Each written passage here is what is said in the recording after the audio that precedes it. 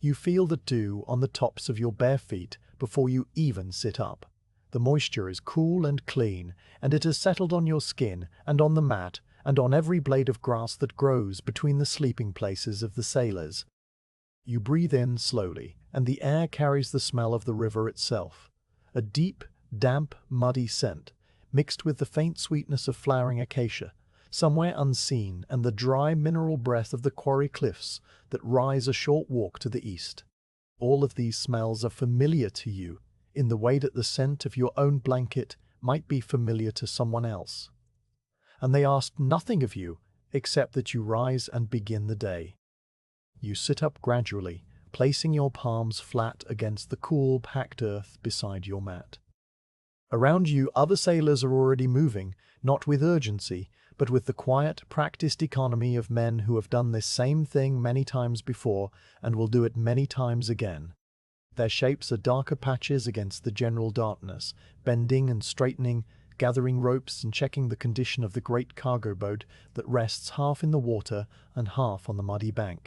No one speaks more than a murmured word or two, because the hour does not seem to want speech, and because there is nothing to discuss that has not been discussed on 100 other mornings exactly like this one. You rise fully and stand for a moment, letting the stiffness of sleep ease out of your back and shoulders. Your linen kilt is still slightly damp from yesterday's sweat and river spray, but it will dry as soon as the sun climbs. You pick up your play cup from its place beside the mat, a simple unadorned cup that fits comfortably in your palm, and you walk with slow steps toward the large water jar that stands near the fire. A man you know only by his silhouette nods as you pass. You nod back and say nothing. You dip the cup into the jar and drink. The water is cool but not cold, tasting faintly of the silt it was drawn from and of the porous clay that holds it. You drink it all and then dip the cup again and drink that too, feeling the moisture spread through your chest and settle into a pleasant heaviness. The simple act of drinking in the dark, with the stars overhead and the river murmuring just a few strides away, is so quiet and so complete that it seems to take a long time, though you know it is only a matter of moments. Now you turn toward the quarry path. The quarry is not a place of harsh angles and brutal extraction, but a pale opening in the face of the limestone cliffs that rise to the east. A place where the rock has been carefully cut and separated by men who understand stone, the way you understand the movement of water. In the starlight, the quarry face shows as a soft, almost luminous white grey, like a low cloud that has come to rest against the darker hillside. The sight of it from here is always the same, and always slightly different, depending on the angle of the stars and the clarity of the air, and this morning the air is clear enough that you can see the faint outlines of the wooden ramps and the darker shapes of the quarrymen already at work. You begin to walk toward the quarry, your bare feet finding the path by memory more than by sight. The earth underfoot is packed hard by years of footsteps and cartwheels, and here and there a small pebble presses against your sole and then falls away. The path rises slightly, and as you climb the riverbank you can hear the water more clearly, a gentle, continuous sound of the current slipping past the reeds and against the hull of the cargo boat, a sound so steady that you usually stop noticing it after a while, though if you listen for it you can always find it again, like a low note held beneath everything else. The quarry itself, when you reach its edge, is not a vast, chaotic pit, but a series of stepped cuts into the rock face, with broad, flat ledges where finished blocks wait to be moved. A dozen or so men are working there now, their movements illuminated by a few small oil lamps that flicker without smoke. The lamps cast a warm orange light on the pale stone, and you can see the block that you will be carrying today, a single enormous block of limestone, already dressed smooth on 5 of its 6 faces, resting on a wooden sledge near the top of the main ramp. It is larger than a man lying down, and thicker than the height of your chest, and its color in the lamplight is a creamy ivory that seems to hold the light rather than reflect it. You stand at the edge of the quarry and watch the loading begin. There is no signal, no order given. The men simply move to their positions as naturally as water finds a channel. The block is eased forward on its sledge by men pulling on ropes of twisted palm fiber, ropes that have been greased with animal fat to make them slide smoothly through the wooden pulleys and around the posts set into the rock. The fat has a mild, earthy smell that mixes with the dust of the stone and the smoke of the lamps. You see the men lean back, their heels digging into the packed limestone dust, and the sledge creeps forward by the width of a finger, then another, then another. Someone adjusts a timber ramp so that its upper end aligns perfectly with the sledge's runners. Someone else checks the lashings that hold the block to the sledge, tugging each knot and then patting the stone as if reassuring a patient animal. You find your own place not among the quarrymen, but near the top of the path that leads down to the river and the waiting boat. Your task is not to pull or to lift, but to observe and to be ready, to note the angle of the stone, to watch for any shift or tilt, and eventually to accompany the block onto the boat and remain with it for the journey downriver. So you stand with your arms loose at your sides, feeling the cool air move against your skin, and you give your attention fully to the slow progress of the stone. The stone moves down the ramp in stages so gradual that if you looked away and looked back, you might think it had not moved at all. The ramp is made of heavy cedar timbers laid side by side and braced with crosspieces, and it slopes gently from the quarry ledge down to the level ground where the riverbank begins. The sledge runners, also of cedar, make a low, continuous sound as they slide, a sort of whispering shush that is not unpleasant and that blends with the other night sounds so completely that after a while it becomes simply part of the darkness. The men pulling the ropes murmur to one another in voices too low for you to make out the words, but the tone is calm and steady, a kind of spoken rhythm that matches the pace of the pull. You watch the stone descend, and you notice the small details that you have learned to notice over many such mornings. You see the way the lamplight catches the tiny crystals embedded in the limestone, making them sparkle briefly and then go dark. You see the fine layer of dust that has settled on the top of the block, and how it trembles very slightly with each incremental movement. You see the sweat on the shoulders of the men, even in the cool air, and the way they pause now and then to breathe deeply and reset their grip without ever fully stopping the motion. When the sledge reaches the bottom of the ramp and levels out onto the flat, the men guide it onto a second set of rollers made of smoothed palm trunks that have been laid in a long track all the way to the boat. The transition from ramp to rollers is a careful moment, and you step forward without thinking to stand closer, your eyes on the left rear corner of the block, where the rope tension must remain even. But the men know their work. The sledge settles onto the rollers with a soft thump that you feel through your feet more than you hear, and then it is rolling again, slow and heavy and certain. You walk alongside the stone now as it crosses the level ground between the quarry and the river. The stars have shifted slightly, and you can tell by their position that the first hint of dawn is still some time away, but the quality of the darkness has begun to change almost imperceptibly. It is no longer the thick, absolute dark of midnight. It is a darkness that holds the memory of light somewhere just below the horizon. The air smells more strongly of the river now, and you can hear the gentle slap of water against the bank with more clarity. Somewhere out on the dark surface of the Nile, a fish jumps with a soft plop that makes no echo.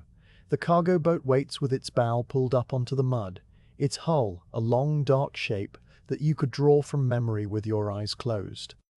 It is built of cedar planks from the northern forests, fastened with wooden pegs and lashed at the seams with rope, and it sits low and wide because it is designed to carry weight, not speed. The deck is open and flat, with a raised gunwale and a series of sturdy crossbeams to distribute the load. At the stern, a long steering oar rests in its bracket, motionless now but ready to guide the boat once it is in the current. At the bow, a simple pole for punting lies along the deck, and near the center of the boat a square sail is furled loosely around its yard, more useful as shade than as propulsion on a journey that will mostly follow the river's own pace. The men from the quarry and the boat crew work together now, their movements interlocking without confusion. A pair of heavy timber gangplanks are laid from the bank to the deck, supported at the midpoints by a wooden trestle that stands in the shallow water. The rollers are adjusted so that the sledge will travel in a straight line up the slight incline. You take your position near the gangplank, where you can see both the stone and the boat, and you watch as the sledge begins its final short journey from land to water. The sledge rolls up the gangplanks with the same unhurried steadiness. The planks bend slightly under the weight, but they do not creak or shift. They have been chosen and placed with the same care as everything else. As the stone crosses from solid ground to the boat, the hull settles a little deeper into the water with a soft gurgle, and you feel the boat adjust itself like a living thing, finding its balance. The stone is guided to the exact center of the deck, where it will ride with its weight distributed evenly between the port and starboard sides, and between the bow and the stern. The men begin to unlash it from the sledge, and others bring heavy wooden chocks that are hammered gently into place around the base of the block to keep it from shifting during the journey. You step aboard the boat for the first time that morning, feeling the slight give of the deck planks under your bare feet. The wood is cool and smooth, worn to a fine polish by years of feet in water and cargo. You find a place to sit near the stone, not too close, but close enough that you could reach out and touch its rough bottom edge if you wanted to. You do not touch it yet. You simply sit and let your breathing slow to match the new stillness of the boat. Around you, the final preparations are being made. The quarrymen who will not be making the journey begin to gather their ropes and lamps and walk back toward the quarry, their voices fading into the distance. The boat crew, 5 men including yourself, move around the deck checking every lashing and every chock. One man coils a spare rope with a practiced motion, looping it over his shoulder. Another takes up the long punting pole and lays it where it will be easy to reach. The steering oar is tested, swung left and right, and then left to rest in its bracket. Everything is checked twice, not because anyone expects a problem, but because checking twice is what you do. The sky has begun to change more noticeably now. The stars fading, not all at once but one by one, starting with the smallest and dimmest near the horizon. The blackness softens into a deep blue, and the blue gradually lightens along the eastern ridgeline. You can see the outline of the cliffs clearly now, their tops sharp against the brightening sky, and below them the dark mass of the palm groves that line the riverbank. The air warms by a single degree, then another, and the dew on the deck planks begins to evaporate into a faint mist that hovers just above the wood. You sit with your back against a coil of rope, and you watch the eastern cliffs, waiting for the first direct light. The stone beside you is pale and quiet, still holding the coolness of the night deep inside its mass. You place your palm flat against its side and feel the smooth, cool surface, a temperature that has nothing to do with the air and everything to do with the thousands of years the limestone spent inside the earth before it was cut free. You keep your hand there for a long moment, and then you withdraw it and fold your hands in your lap. The river is waking up now as well.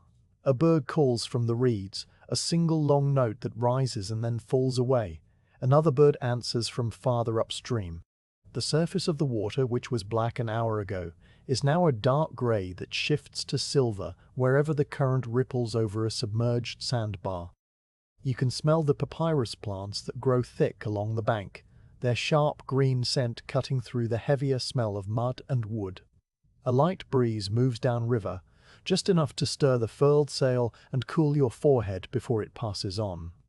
One of the crew, the man who will handle the steering oar, sits down not far from you and begins to eat a piece of flatbread that he produces from a cloth bundle. He tears it with his fingers and eats it slowly, chewing each bite many times before swallowing. He offers you a piece without words, simply holding it out, and you take it with a small nod. The bread is dry and slightly gritty with flour dust, and it tastes exactly like every other piece of flatbread you have eaten on a morning like this one. You eat it bit by bit, letting it dissolve on your tongue, and you feel the simple satisfaction of food in your stomach. The light continues to grow, and now the first true color appears on the cliff faces, not just grey shapes, but warm ochres and tans, and the deep green of the few shrubs that cling to the rock. You see the exact moment when the sun's first ray clears the top of the eastern ridge and strikes the water, turning a thin strip of the river into a shimmering gold that spreads outward as you watch. The warmth of the light touches your face a moment later, gentle at first and then more insistent, and you close your eyes for a few seconds to feel it directly. When you open your eyes again, the whole world is lit. The stone beside you glows in the morning sun, its surface showing tiny fossil shells that you had not seen in the darkness. delicate spiral shapes that were once living creatures on the bottom of a sea that existed here long before the river did. You trace one of them with your fingertip without thinking, and then you let your hand rest again. The last preparations are complete. The poles are ready, the steering oar is in position, the mooring line that held the boat to the bank is now coiled on the deck. The crew is waiting for nothing in particular, simply waiting for the right moment, which will feel right to all of you at the same time. You know the stone is yours to guard now, yours to watch over as the boat moves down the river, and you feel the weight of that responsibility as a quiet pressure at the back of your mind. It is not a burden, it is simply a fact, like the fact of the water or the fact of the sun. You look one last time toward the quarry, where the lamps have been extinguished and the workers have become small figures moving across the pale-cut face of the rock. The block that you are carrying is already being replaced by another, a slightly smaller one that will be ready tomorrow or the next day. The quarry does not stop, it simply continues at its own pace, cutting and loading and sending stones down the river in a rhythm that has been repeating for longer than anyone can remember. The man with the punting pole stands at the bow and sets the pole against the riverbed. He leans into it, not hard but steadily, and the boat begins to slide backward off the mud and into the deeper water. You feel the slight lurch as the hull comes free, and then the current takes you, gentle and sure. The boat turns slowly to point downstream, and the journey begins with no announcement and no ceremony, just the soft sound of water moving past wood and the warmth of the sun on the deck. You settle more comfortably against the coiled rope and you keep your eyes on the stone. There is a long day ahead, and then a night, and then another day after that, before you reach the temple site where this stone will be unloaded and carried up a ramp to become part of a wall that will stand for thousands of years. You do not think about that now. You think only about the stone in front of you and the gentle motion of the boat and the feeling of the sun on your arms. The river carries you forward, and you carry the stone, and the morning continues without hurry, without sound, without anything that needs to be done, except exactly what you are already doing. The boat shifts under you in a way that is less a movement and more a settling, a subtle adjustment of wood and water that tells you the last grip of the mud has been released, and the hull is now fully afloat. The man at the bow braces his long punting pole against the riverbed and leans into it with a slow, steady pressure that travels through his shoulders and down the length of the pole and into the silt far below. The boat responds not with a lurch, but with a gradual, almost imperceptible glide, and he watched the bank begin to slide away as if the land itself were moving and not you. The reeds that a moment ago stood close enough to touch now draw back by the width of a hand, and then the width of an arm, and then by a distance that cannot be measured without turning your head. You stand near the cargo with your feet planted on the smooth deck planks, and the stone is beside you, a silent presence that does not need to speak to be felt. Its weight presses down through the crossbeams and into the hull, making the boat ride low and steady in the water, and you can sense the security of that weight as a kind of calm that spreads outward from the center of the deck. The lashings are tight, and the wooden chocks are snug against the base of the block, and nothing shifts or creaks beyond the ordinary sounds of a wooden boat taking up its work. The punting pole rises from the water with a soft suction sound as the man at the bow lifts it hand over hand, the dark wood slick and dripping. He resets it a little farther ahead and leans again, and the boat continues its slow departure from the bank. Another crewman takes up a second pole on the port side, setting it down with a gentle splash that is swallowed immediately by the larger sound of the river. The two poles work in an easy, unspoken rhythm, not in perfect synchrony, but in a pattern that moves like breathing, one pole planting while the other lifts, the boat gliding forward in a straight line that angles slightly away from the shore and toward the deeper channel. You turn your head to look back at the camp, and you see the place where you slept already becoming small and indistinct. The fire pit is a faint smudge of grey ash, the mats are scattered patches of pale fibre against the darker earth, and the quarry path is a line that leads upward into the rock face, where the first direct sunlight is now striking the top of the cliff. The men who remain at the quarry are invisible at this distance, but you know they are already beginning to dress the next stone, their hammers and chisels making a sound that you can no longer hear, but can easily imagine. The camp will be there when you return, as it always is, and you turn back to face forward without any feeling of leaving something behind. The air near the bank is cool and heavy with the smells of the river margin, and as the boat moves into the open water, these smells begin to separate into distinct layers that you notice one by one. The first and strongest is the scent of the papyrus plants that grow in thick stands along the shallows, their tall triangular stems rising higher than a man's head, and their feathery tops nodding in the light breeze. The papyrus has a sharp green, almost peppery smell, clean and a little dry, and it mixes with the softer odor of the mud that the poles stir up from the bottom. Beneath both of these is the wide, neutral scent of the river water itself, a smell that is cool and slightly mineral and so vast that it seems to have no boundary. You breathe in slowly through your nose, letting the air fill your lungs in the same unhurried way that the boat fills with the morning light. The smell of papyrus reminds you of other mornings on other journeys, mornings when the reeds were so thick that the boat had to be poled through a narrow channel cut by the current, the stems brushing against the hull with a soft rustling sound. This morning the channel is wide and clear, and the papyrus stands back at a respectful distance, but its scent travels far across the water and you carry it with you as you go. The white egrets are the first birds you notice.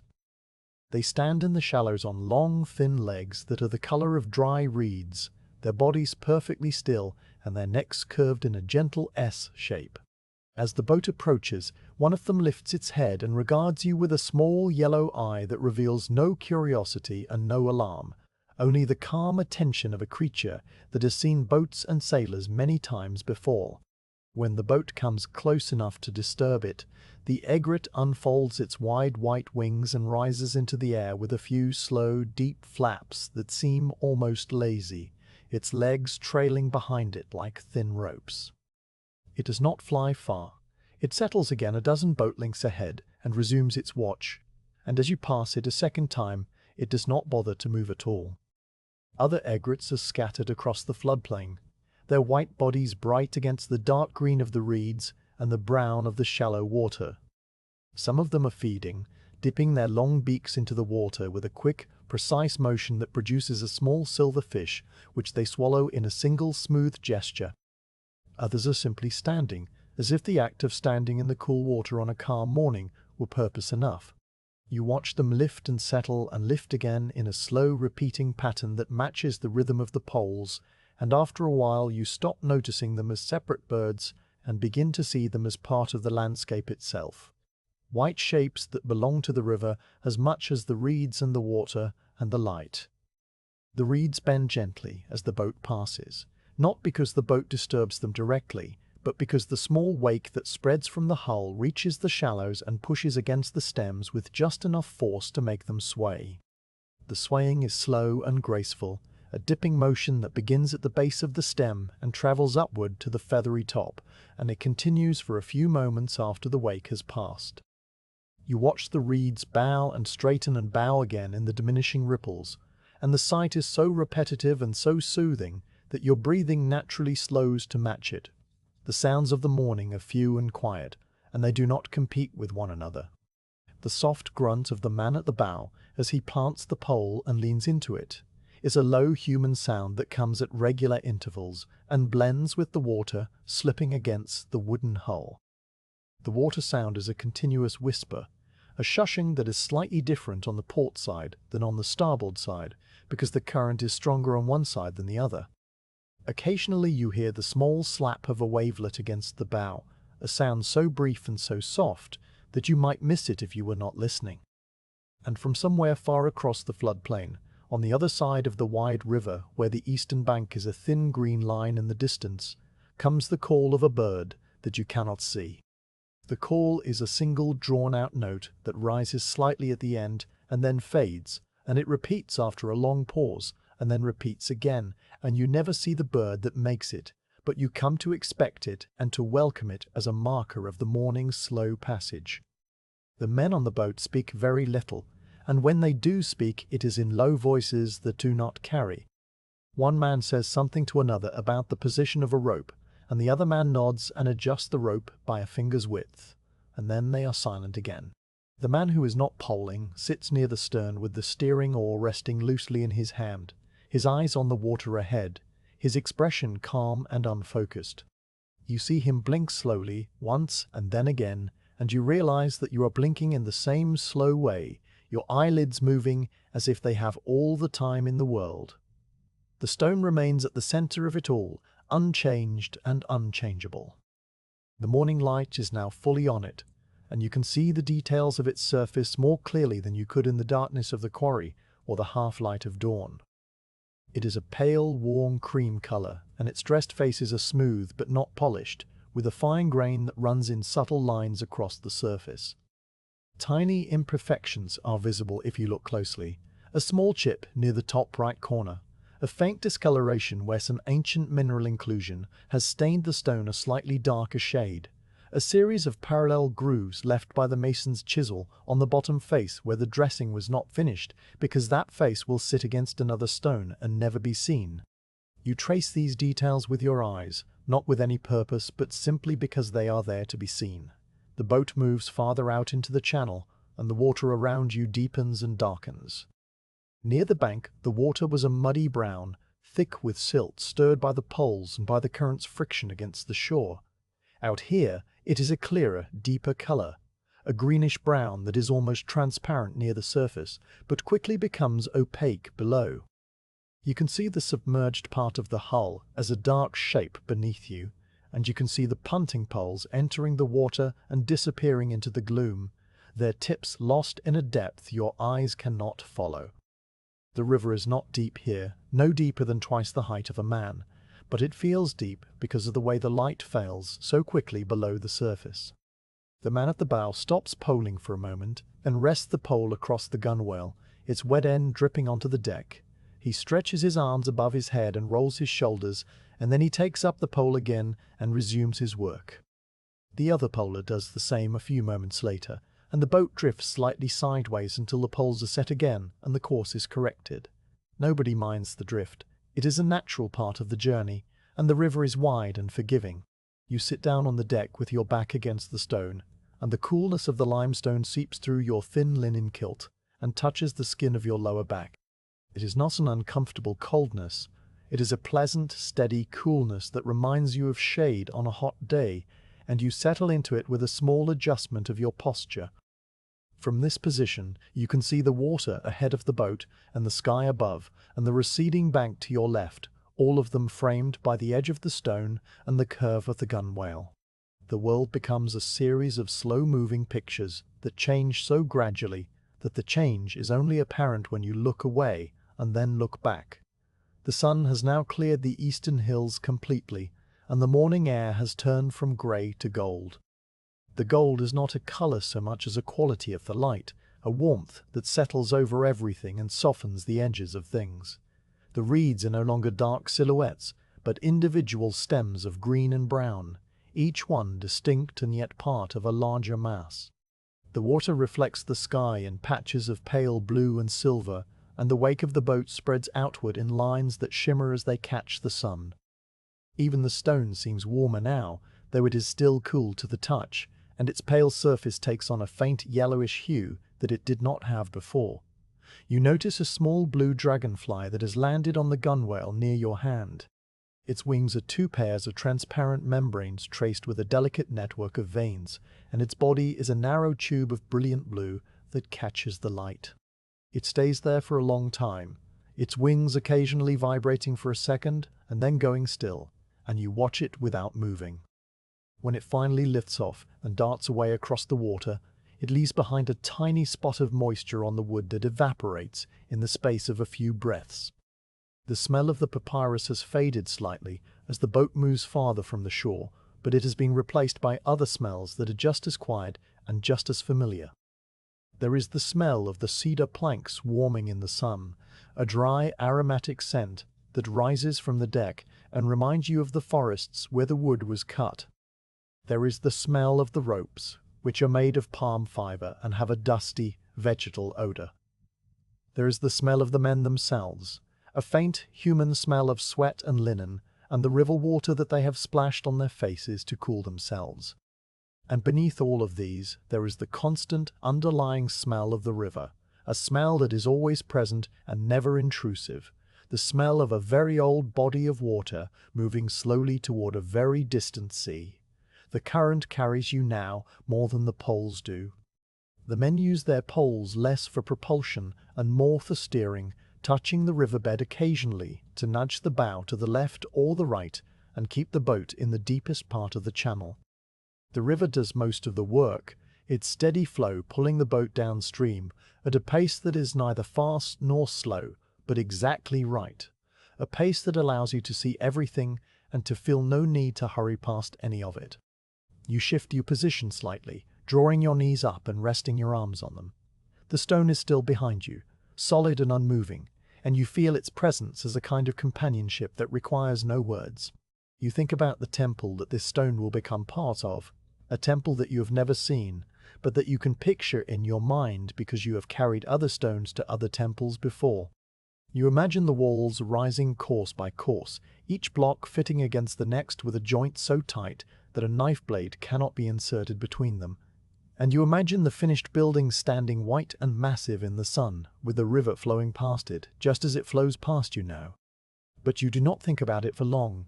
Thinking about the future is difficult on a morning like this, when the present is so complete and so absorbing. The distant bird calls again, and this time you look toward the sound and see a small dark shape wheeling high above the eastern floodplain. It is too far away to identify, but you watch it circle and then disappear into the haze, and you listen for its next call, which comes after a pause long enough to make you wonder if it will come at all. When it does, it is fainter than before, and you know that the boat has moved far enough downstream that the bird is now behind you and fading. The man with the steering oar shifts his weight and the oar moves slightly, its blade cutting a small curl of water that spirals away behind the stern. The motion is so small and so precise that it seems to have no effect at all, but you know that a single degree of angle on the oar is enough to keep the boat in the channel for another 1,000 paces, and you trust his hand as you trust the stone and the water and the sun. You close your eyes for a moment, not to sleep, but to rest them from the growing brightness. Behind your eyelids, the light is a warm orange that pulses gently with your heartbeat, and the sounds of the boat and the river become sharper in the absence of sight. You hear the steady shushing of the water, the occasional creak of a timber adjusting to the load, the soft footsteps of a crewman crossing the deck, and the distant, formless sound of the wind moving across the open floodplain. These sounds arrange themselves into a sort of quiet music that has no melody and no rhythm beyond the rhythm of your own breathing. When you open your eyes again, the landscape has changed in small ways that you can note one by one. The reeds on the western bank have given way to a stretch of bare mud that slopes gently upward into a field of low green crops, probably barley or emmer, their rows straight and their color a bright watered green. Beyond the field you can see a small village of mud brick houses with flat roofs and small dark windows, and a few figures moving slowly among the houses. A thin column of smoke rises from one of the roofs, straight at first and then bending in the breeze. The village passes on your left and you watch it recede until it is just a smudge on the land, and then it is gone behind you. Ahead, the river bends slightly to the east, and you can see the channel curving around a point of land where acacia trees grow thick and dark. The current flows faster on the outside of the bend, and the boat picks up a little speed as it enters the curve. The polars adjust their angle, and the steering oar moves another fraction, and the boat leans ever so slightly to one side as it follows the arc of the river. You feel the lean as a gentle pressure against your hip, and you adjust your position without thinking, keeping yourself upright against the stone. The acacia trees on the point are old and gnarled, their trunks twisted into shapes that speak of many floods and many droughts. Their leaves are small and finely divided, creating a dappled shade beneath them that looks cool and inviting.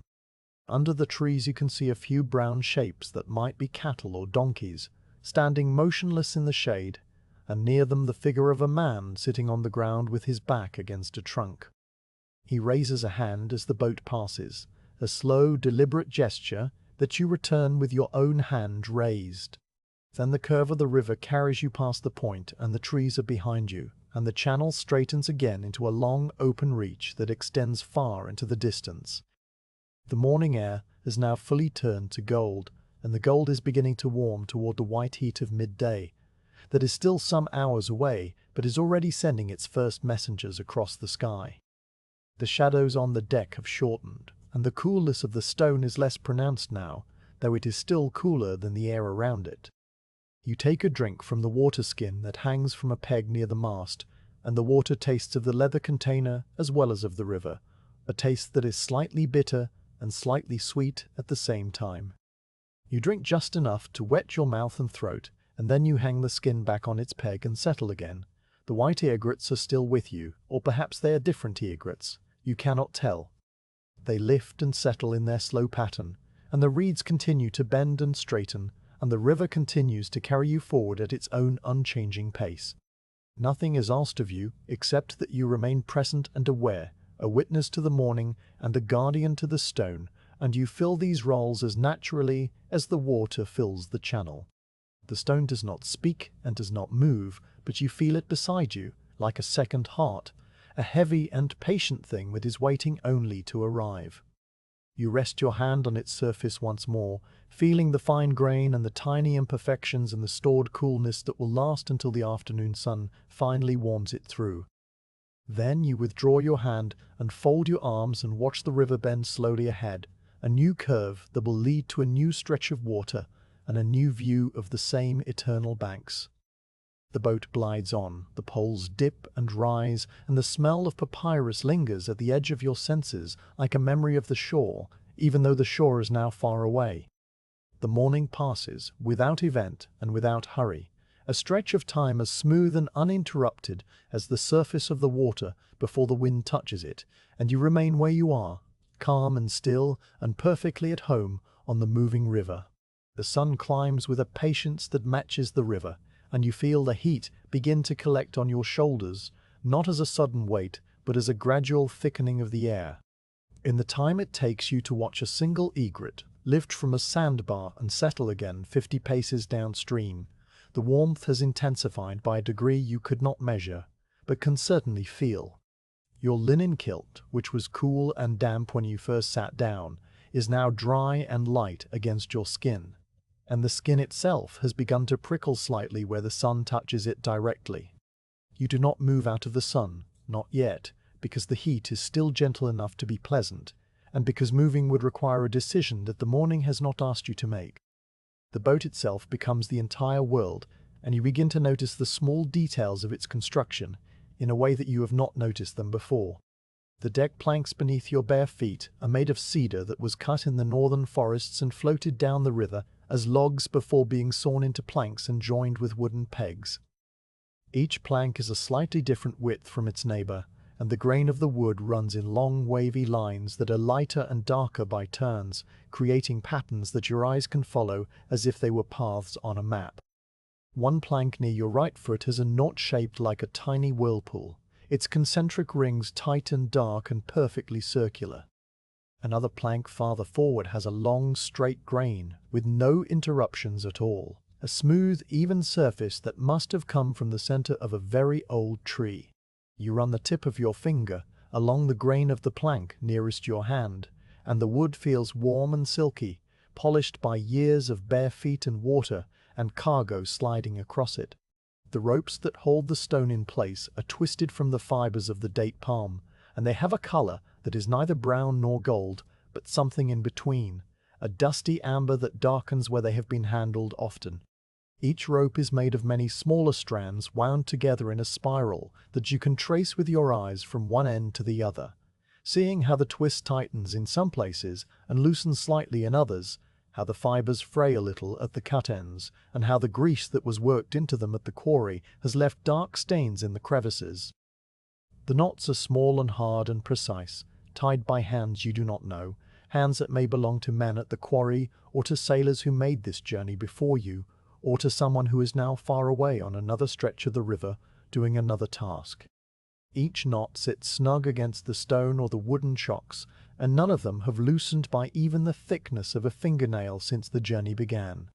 The chocks themselves are cut from acacia wood, which is darker and harder than the cedar of the deck, and they have been shaped with an adze into wedges that fit perfectly against the irregular bottom edge of the stone. You can see the marks of the adzar on the chop nearest you, a series of shallow curved cuts that overlap one another like the scales of a fish. The chocks are hammered into place with a wooden mallet that now lies on the deck near the mast, its head dark with use and its handle worn smooth by many grips. No one has touched the mallet since the loading, and no one will touch it until the unloading begins, but it sits ready and waiting as a reminder that every part of this journey has been planned and prepared for. Around you, the other sailors work in a quiet pattern that seems to have no beginning and no end, a continuous, gentle labor that keeps the boat moving and the cargo secure.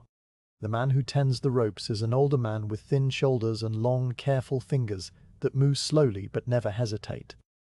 He walks along the starboard side of the boat, pausing at each lashing to inspect the tension, and when he finds a rope that has stretched slightly in the heat, he wets it with a dipper of river water that he carries in a wooden bucket.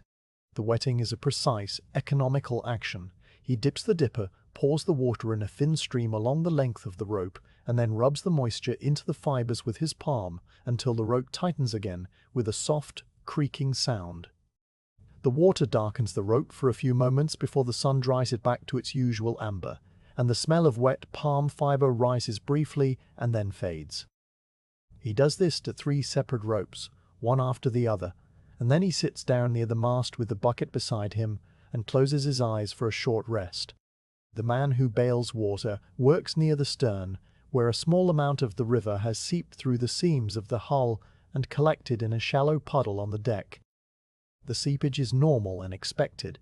A wooden boat is never perfectly watertight, and the small amount of water that finds its way in must be sent back out again. The baler uses a wooden scoop that has been hollowed from a single block of sycamore, its bowl worn thin from years of use, its handle shaped to fit a man's hand. He dips the scoop into the puddle with a movement so practiced that it makes almost no splash, lifts it full of brown water, and pours it over the side in a smooth arc that catches the sunlight for a brief instant before the river swallows it. He repeats this action many times, not rapidly but steadily, and the rhythm of his work is so regular that you soon stop hearing it as a separate sound and begin to feel it as a part of the boat's own pulse. Each dip and pour removes only a small amount of water, but the puddle does not grow because he never stops for long, and the deck remains dry enough that no one's feet slip. A third man sits at the bow with his legs dangling over the side, his eyes on the water ahead. His task is simply to watch, to look for sandbars that shift with every flood, for floating logs or mats of papyrus that have broken free from the bank, for any change in the color of the water that might signal a shallow place. He does not speak his observations aloud because the river is wide and deep here, and there is little to observe, but he watches all the same, his gaze moving slowly from left to right and back again like a heron scanning the shallows. Occasionally he lifts a hand and gestures vaguely toward the steering oar, and the man at the oar adjusts the angle by a small fraction, and the boat slides a little to port or starboard without anyone remarking on it. The man at the steering oar is the youngest of the crew, but his hands on the oar are steady and his eyes are calm. He stands at the stern with his feet planted wide and his weight shifting from one leg to the other as the boat moves through small eddies and swirls. The oar is a long, heavy piece of cedar with a broad blade at its lower end and a crossbar at its upper end that allows him to grip it with both hands. He moves it not constantly but occasionally, making tiny corrections that you can only detect if you watch him very closely. A slight rotation of the wrist, a lean of the body, a shift of the hips. The oar responds to each of these small movements by changing the boat's heading by an amount so small that the distant point on the horizon toward which you are traveling seems not to move at all. Yet over time the point does move, slowly and steadily, and the boat stays in the deepest part of the channel where the current is strongest and the journey is smoothest. No one speaks more than a word. The word might be rope or water or a simple grunt of acknowledgement, and it is always spoken quietly and without expectation of reply. The silence among the crew is not a silence of isolation, but of shared purpose, a quiet that exists because everyone knows what needs to be done and does it, without needing to discuss it. You have been a part of crews like this for as long as you have worked on the river, and the silence has always felt to you like a kind of language in itself, a way of communicating that is more reliable than words because it cannot be misunderstood. The stone sits at the center of the boat like a second passenger, silent and heavy and utterly self-contained. Its pale surface has now absorbed enough of the morning sun that it is warm to the touch, though the interior of the block remains cool in a way you can sense without touching it directly. The stone does not shift, does not creak, does not require anything from anyone. It simply exists in its place, taking up space and weight with a kind of dignity that you find yourself respecting. You have carried many stones on many journeys, and each one has had a slightly different character, though you would be unable to explain exactly what you mean by that. Some stones seem to ride lightly, as if they were eager to reach their destination, while others seem to settle into the boat with a heaviness that feels like reluctance or patience. This stone feels patient, as if it has already waited a very long time inside the cliff and sees no reason to hurry now. The heat continues to build, and you begin to feel it in places you had not noticed before. The backs of your hands, which have been resting on your knees, are now distinctly warm, and the skin there looks slightly pinker than it did earlier. Your scalp, under your close-cropped hair, tingles with the warmth, and the soles of your feet can feel the heat radiating upward from the deck planks. The cedar of the boat has its own smell that strengthens as it warms, a sweet, resinous, slightly spicy scent that reminds you of the way the forest must smell in the heat of the afternoon, though you have never been to the forest and can only imagine it. The smell mixes with the smell of the river and the smell of the stone and the faint, clean smell of the men's sweat, creating an atmosphere that is wholly its own, the atmosphere of a boat on the Nile on a clear morning in the season of low water. You shift your position slightly, moving from the center of the deck toward the small patch of shade cast by the furled sail. The shade is not large, no bigger than a sleeping mat, but it is enough to cover your head and shoulders, and the difference in temperature is immediate and soothing. You sit with your legs stretched out in front of you and your back against the base of the mast, which is a single straight cedar pole set into a socket in the keel. The mast is smooth and slightly tacky with old resin, and it vibrates very faintly with the motion of the boat, a vibration so subtle that you feel it more in your spine than with your ears. From this new position you can see the entire boat and all of its occupants, and the view is one of complete stillness within slow motion. The man who tends the ropes has finished his work and is now sitting with his bucket beside him, his hands folded in his lap, his eyes half closed. The baler has paused to wipe his forehead with a cloth and is now resuming his steady dipping and pouring. The watcher at the bow has shifted his position so that his other leg dangles over the side, and the steering man has placed one hand on his lower back and is stretching his spine with a small, careful movement. The stone remains exactly as it was, and the river continues to flow, and the boat continues to drift downstream at the pace of the water, not the pace of a man. You think about the hands that tied the knots you were looking at earlier. Those hands belonged to someone who learned to tie knots from someone else, who learned from someone else, in a chain that goes back farther than anyone can remember. The knot you are looking at now, a simple clove hitch with an extra turn for security, is exactly the same knot that sailors on this river have been tying for hundreds of years, perhaps thousands. The rope has changed, the boat has changed, the stone has changed, but the knot is the same, and the hands that tie it make the same movements. You find this thought comforting in a way that does not need to be examined, and you let it settle into your mind like the stone settles into the boat. The baler finishes his work for the time being, the puddle reduced to a damp patch that will take some time to collect again. He sets the scoop down beside the bucket and walks forward to where the water skin hangs, taking a long drink and then pouring a little water over his head, letting it run down his neck and onto his shoulders. The water leaves dark trails on his dusty skin, and he shakes his head like a dog emerging from the river, sending small droplets in all directions that sparkle once and then vanish. No one scolds him or even looks up. A little water on the deck is nothing, and it will evaporate in the sun soon enough. The man at the bow lifts his hand again, this time pointing toward a dark shape in the water ahead, and the steering man adjusts the oar slightly to port. The boat slides to the left by the width of its own hull, and the dark shape resolves into a submerged log, its upper branches just breaking the surface, its bark black and slick with algae. You watch it pass along the starboard side, close enough that you could reach out and touch it if you were on that side of the boat, and then it is behind you and disappearing into the shimmer of the wake. The watcher lowers his hand and resumes his silent scanning, and the log continues its own slow journey downstream, at whatever pace the deeper currents have set for it.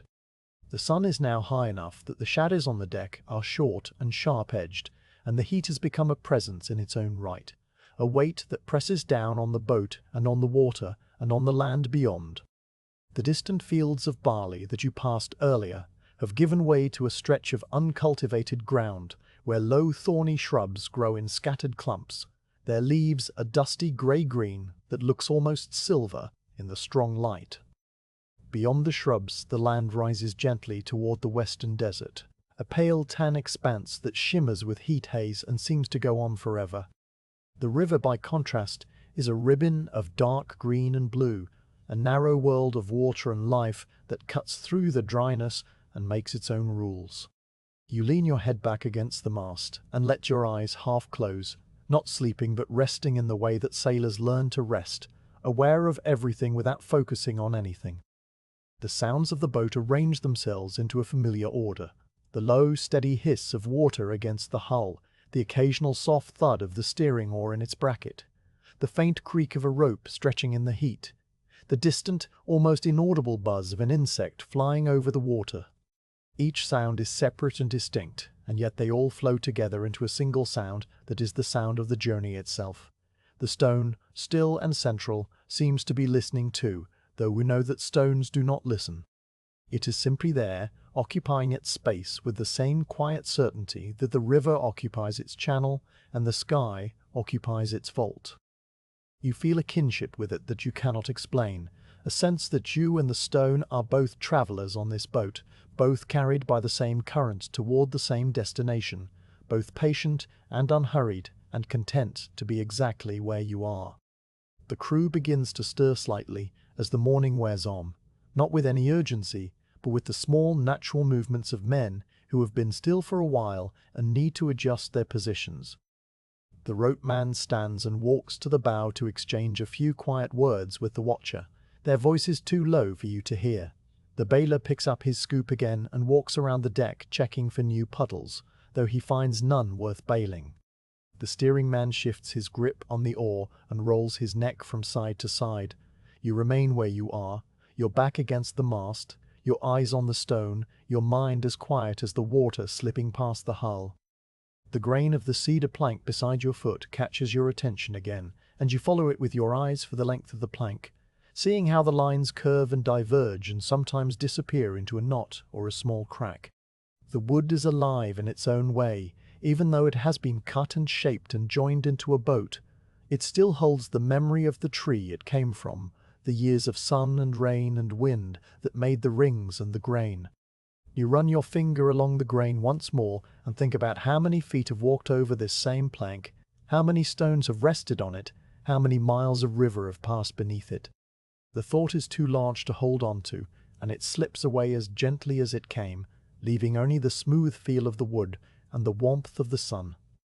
The morning continues without event and without hurry, and the boat moves at the pace of the river, and the stone waits at the center like a second heart beating in time with your own. You are a sailor on the Nile, and this is your task: to watch, to wait, to be present, and to let the river carry you where it has always carried you. Late morning arrives without announcement, and the river responds by changing its shape. The channel, which has been steady and straight for a long stretch, begins to curve in a wide, unhurried arc that you can feel in the way the boat leans just slightly to starboard, and in the way the distant landmarks shift their positions against the sky. The curve is so gradual that you might not notice it if you were not paying attention, but you are paying attention, because there is nothing else to do, and because the river always rewards those who watch it closely. The bend opens toward the east, and as the boat follows the water around the long arc, the whole landscape seems to expand outward, the banks drawing back and the sky growing larger overhead, until you feel as if you have entered a different part of the world. The Nile widens here, spreading out into a broad, slow basin where the current forgets its hurry. The water, which was a greenish-brown in the deeper channel, now takes on a paler, almost silvery color where it shallows over submerged sandbanks, and the surface flattens into a sheet so smooth that it reflects the pale sky with a faithfulness that makes it hard to tell where the air ends and the river begins. The line between water and horizon is a soft, shifting boundary that your eyes cannot quite fix, and the boat seems to drift not through water, but through a thin layer of light suspended between two identical blues, one above and one below. The illusion is gentle and dreamlike, and you let it settle over you without trying to correct it. The crew, sensing the change in the water as instinctively as they sense the change in the light, stop their poling. The poles are lifted from the riverbed and laid along the gunwales, their wet ends dripping slow droplets that catch the sun and fall in a scattered rhythm. The man at the bow coils a length of rope that had been trailing, and the man at the steering oar relaxes his grip, letting the oar trail just enough to keep the boat from turning broadside to the current. No one speaks. The decision to stop poling is not a decision at all, but a collective recognition that the river is willing to do the work and that the men may rest. You feel the absence of the poling as a new kind of quiet, a deeper stillness that settles over the boat and over the water and over the whole wide basin. You are sitting with your back against the stone now, having shifted your position when the bend began. The stone is still cool at its core, and its stored coolness seeps through the linen of your kilt and touches the skin of your lower back with a comfort that the morning heat has made welcome. You let your weight rest fully against it, and the stone accepts your weight without yielding, solid and patient as it has been since the quarry. The warmth of the sun is on your face and arms, but the coolness of the stone balances it, and you feel suspended in a state that is neither hot nor cold, but perfectly neutral, a temperature that requires no adjustment and no thought. From this position you watch the shore pass in a continuous stream-like slide that has no beginning and no end. The western bank has changed its character as the river widened. The dense stands of papyrus have given way to open ground that slopes gently upward from the water's edge, covered with a thin layer of brown earth that looks soft and fine from this distance. The earth is the color of old leather, and it is dotted here and there with low, thorny shrubs that grow in rounded clumps and cast small, dark shadows that are sharp-edged in the strong midday light.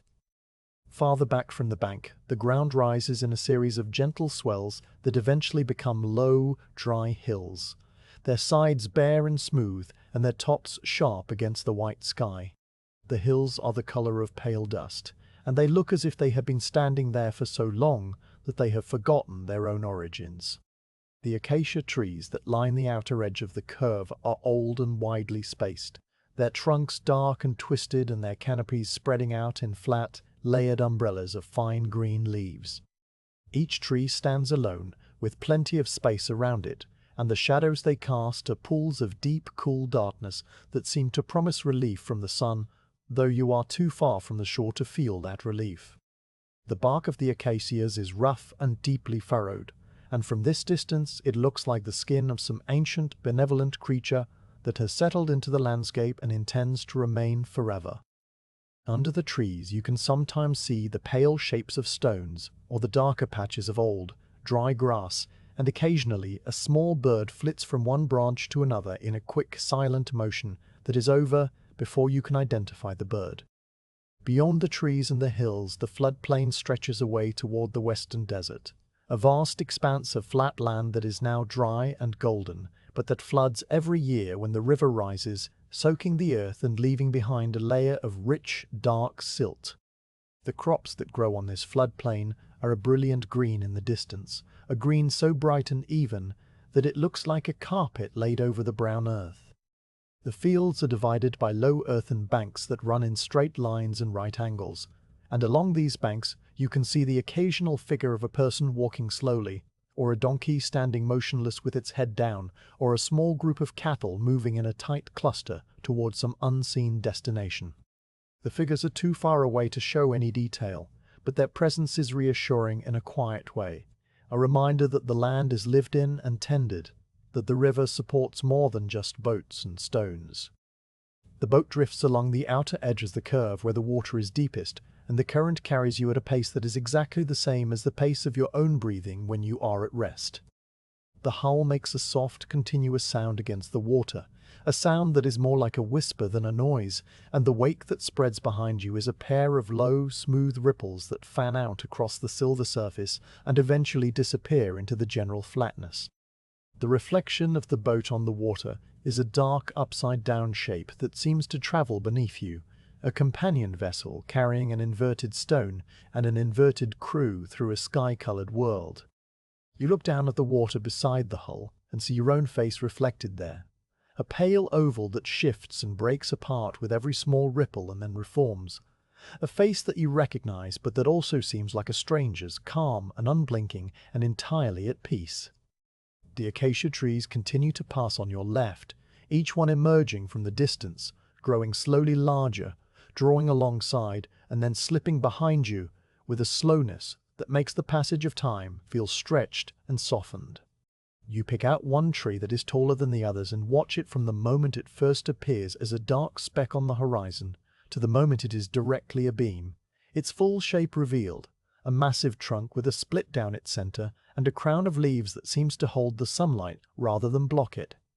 Then you watch it recede, growing smaller and less distinct until it is just a dark speck again, and then it is gone, absorbed into the general haze of the late morning. You choose another tree and repeat the process, and the repetition is so calming that you do it several times without noticing the number. The crops on the eastern bank now come into view as the river completes its curve, and they are a different shade of green than the crops you saw earlier, a deeper, cooler green that suggests a different plant, perhaps flax or vegetables rather than grain. The fields are smaller here, divided into neat rectangles by narrow irrigation channels that glint in the sun like thin silver threads, and the water in the channels moves so slowly that it seems to be standing still. You can see a man walking along one of the channels with a long hoe over his shoulder, his figure dark against the bright green, and he moves with the same slow, deliberate pace that the boat moves, as if the whole world has agreed on a single speed for this hour of the day.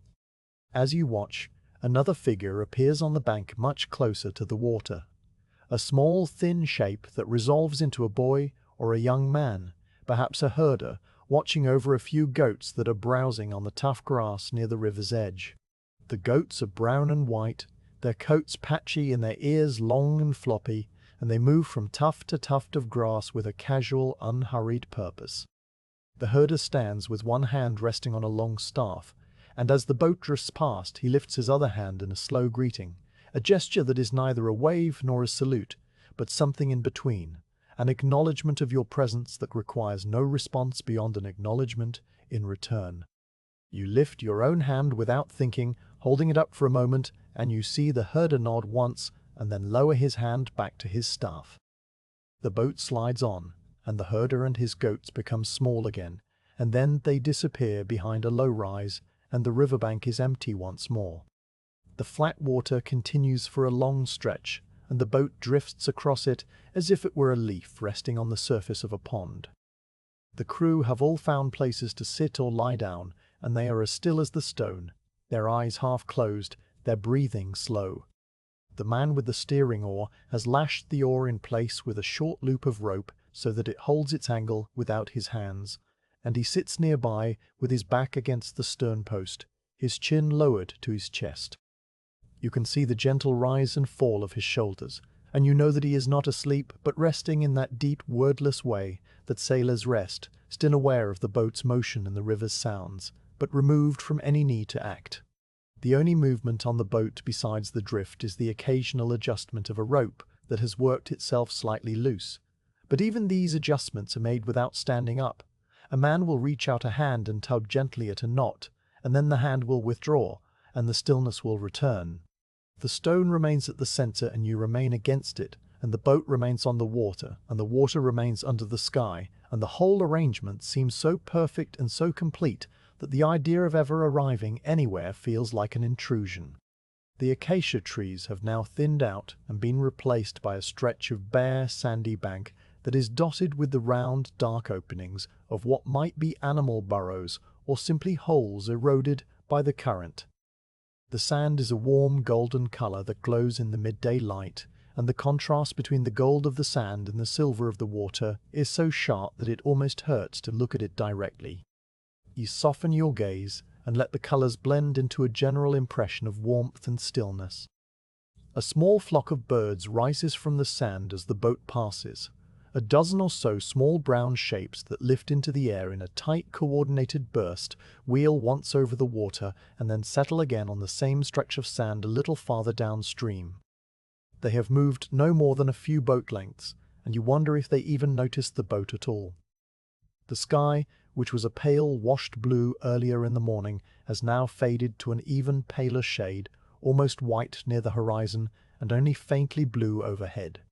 The sun is a hot, bright disk that you do not look at directly, and its light fills the entire basin with a clarity that makes every detail sharp and distinct.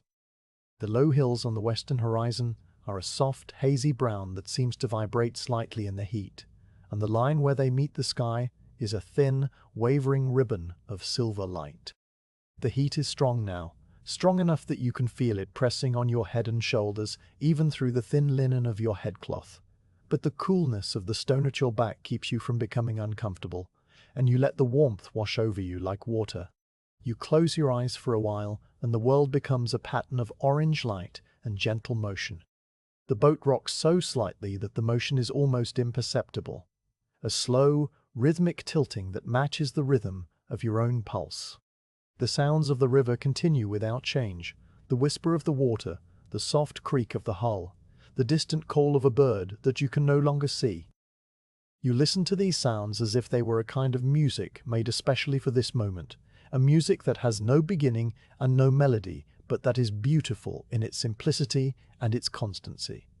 When you open your eyes again, the landscape has shifted once more. The bare sandy bank has given way to a stretch of green crops that come right down to the water's edge, their leaves dipping into the river and trailing long, wet strands in the current. The crops are tall and thick, and they form a dense green wall that blocks the view of the land beyond, so that all you can see is the river and the sky and the green wall sliding past in an endless repeating ribbon. The smell of the vegetation reaches you across the water, a fresh, slightly sour smell of growing things and wet earth, and it mixes with the familiar smells of cedar and stone and water to create a new combination that you note and then let go. Another herder appears on the bank, this time a woman with a baby tied to her back and a long stick in her hand, guiding a small herd of sheep along a narrow path between the crops and the water. The sheep move in a tight, woolly mass, their heads bobbing and their legs moving quickly beneath their round bodies, and the woman walks behind them with the same slow, steady pace that you have seen in every other person you have passed today. She does not look up as the boat goes by, or perhaps she does, and you miss it, but her presence on the bank is another quiet reminder that life continues on the land just as it continues on the river, at the same pace and with the same patience. The bend slowly straightens out, and the river begins to narrow again, the banks drawing closer and the water deepening into its usual greenish brown. The boat picks up a little speed as the current strengthens, and the steering man wakes from his rest and unlashes the oar, taking it in his hands once more with a small automatic motion. The other crewmen stir, sitting up and stretching, and the period of pure drift comes to an end as naturally as it began. But the feeling of that wide, flat water stays with you, a sense of openness and stillness that you carry inside your chest like a cool stone against your heart. You remain with your back against the stone, not yet ready to move, and you watch the last of the acacia trees recede into the distance behind you. The river has returned to its usual shape, but you know that other bends and other widenings lie ahead, and that each one will offer its own version of the same quiet peace. The stone is still cool, the sun is still warm, and the boat continues downstream at the pace of the water, carrying you and your cargo and your thoughts into the slow afternoon that waits just ahead. The sun climbs to its highest point so slowly that you cannot mark the moment when it stops rising and simply hangs there, a white-hot disk in a sky that has been bleached of all its earlier blue. The light no longer feels like light. It feels like a weight, a heavy, white weight that presses down on the boat and on the water and on your shoulders. The deck planks have grown so warm that you can feel the heat through the soles of your feet, even though you are sitting still, and the air itself has thickened into something that is harder to breathe and harder to move through. Every surface that is exposed to the sun has become a source of heat, and the boat is surrounded by a shimmering haze that rises from the water in slow, invisible waves, distorting the far banks into trembling ribbons of green and brown. You have shifted your position several times already, moving from the stone side to the mast's shadow and back again, but the shadow of the mast is now so thin and so short that it offers almost no relief. The crewmen who were poling have long since stopped, and even the watcher at the bow has pulled his legs back onto the deck and retreated to the small patch of shade cast by the furled sail, which is still wrapped loosely around its yard. The baler has poured the last of the puddle water over his head and neck, and the drops evaporate so quickly that the skin is dry again before he can sit down. The man who tends the ropes has given up on wetting them because the river water is now too warm to cool anything, and he sits with his back against the stone and his eyes closed, breathing slowly through his mouth. The steering oar is lashed in place again because the river is deep and straight here and there is nothing to steer around. The boat drifts with the current, its pace so slow that you could match it by walking on the bank, and the only movement comes from the gentle rocking that the water imposes on the hull. The silence of midday is a different silence from the silence of dawn. It is heavier, thicker, and it seems to absorb even the smallest sounds so that they do not carry. The whisper of water against the hull is still there, but it has become so faint that you have to listen for it to be sure that it has not stopped altogether. One of the crewmen, the younger man who usually handles the steering oar, stands up with a movement that seems to cost him a great deal of effort, and he walks slowly to the mast. He looks up at the furled sail, and then at the sun, and then he makes a small gesture with his hand that the other men understand without needing to see it. The square sail, which has been tied up all morning because the wind has been too light and the current has been sufficient, is going to be raised not to catch the air, but to make shade. This is a thing that you have done many times before on many journeys, and it is a simple thing, but in the weight of the midday heat, even simple things require a deliberate kind of patience. The other crewmen rise one by one, moving with the same slow, careful economy that they use when loading the stone in the cool darkness of the quarry. The ropeman unties the lines that hold the yard in its lowered position, and the baler and the watcher take hold of the halyard that runs through a wooden block at the top of the mast. The younger man guides the yard from below, making sure that the sailcloth does not snag on any of the rigging. You remain where you are because there is no need for another pair of hands, and because moving too much in this heat only makes the heat worse. You watch the men work, and their movements seem to happen at half their normal speed, each gesture stretched out and softened by the weight of the sun. The sail unfolds from its furled bundle as the yard rises. It is a large square of heavy linen, the color of unbleached flax, and it has been patched in several places with slightly darker pieces of cloth that show the stitches of many repairs. The sailcloth is old and soft, and it makes a low flapping sound as it catches the faintest breath of moving air, a sound that is more like a sigh than a noise. The yard climbs the mast in a series of small incremental lifts, each one accompanied by a grunt from the men on the halyard and a creak from the wooden block.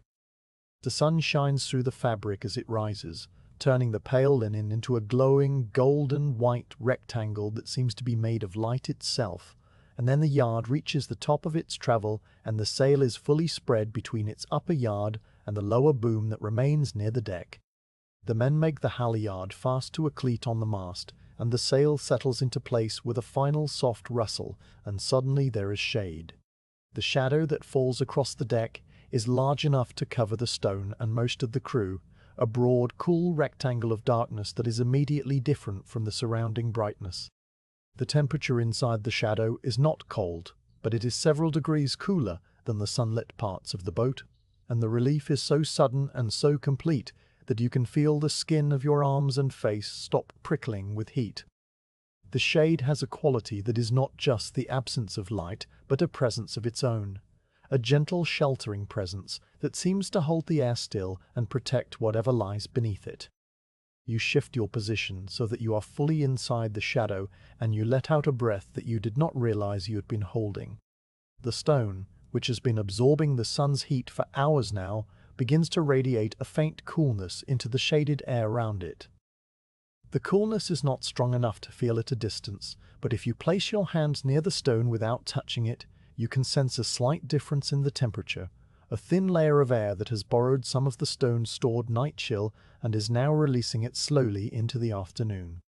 The stone seems to breathe, not literally, but in the way that a cool cellar breathes when you open its door on a hot day, sending out a gentle draft of relief that asks nothing in return. The men settle into the shade with the same slow, deliberate care that they use to raise the sail. The ropeman coils a length of spare rope into a pillow and places it under his head as he lies down on the deck, his back flat against the cedar planks and his eyes closing immediately. The baler sits with his legs stretched out in front of him, his head tilted back against the stone, and within a few breaths his mouth falls open and his breathing deepens into the slow, regular rhythm of near sloop. The watcher folds his arms on the gunwale and rests his forehead on them, his shoulders rising and falling with each breath. The younger man remains near the mast, leaning against it with one arm wrapped loosely around it, his eyes half closed, and his face as peaceful as you've ever seen a face be. You're all resting now, not sleeping in the full sense, but drifting in a state that is somewhere between waking and dreaming, a state where time passes differently and the world feels very far away. The boat drifts with the current, and the current is so slow here that the boat seems to be standing still. The water laps against the hull with a gentle, irregular rhythm that never repeats exactly, each small slap of wave against wood arriving at its own interval and with its own particular sound. You listen to these sounds as if they were words in a language you once knew but have now forgotten, a language made of liquid consonants and soft, whispered vowels. The mast creaks once, a tiny, high-pitched sound that is over so quickly you almost miss it, and then it creaks again, a long time later, and the interval between the two creaks is so long that you cannot hold the first one in your memory long enough to compare it to the second. The heat outside the shadow has become a visible thing, a shimmering curtain that hangs over the water and makes the far bank waver like a reflection in a disturbed pool. The acacia trees on the distant shore are now just dark blurs that could be trees, or could be rocks, or could be nothing at all. The sky is the color of old bone, and the sun is a brilliant, featureless circle that you do not look at directly because looking at it would hurt, and because there is no need to confirm what you already know. The whole world has been reduced to the small shaded space of the boat, and everything outside that space has become unreal and unimportant. The flies, which earlier in the morning were buzzing around the deck and landing on the stone and on the men's skin, have now settled.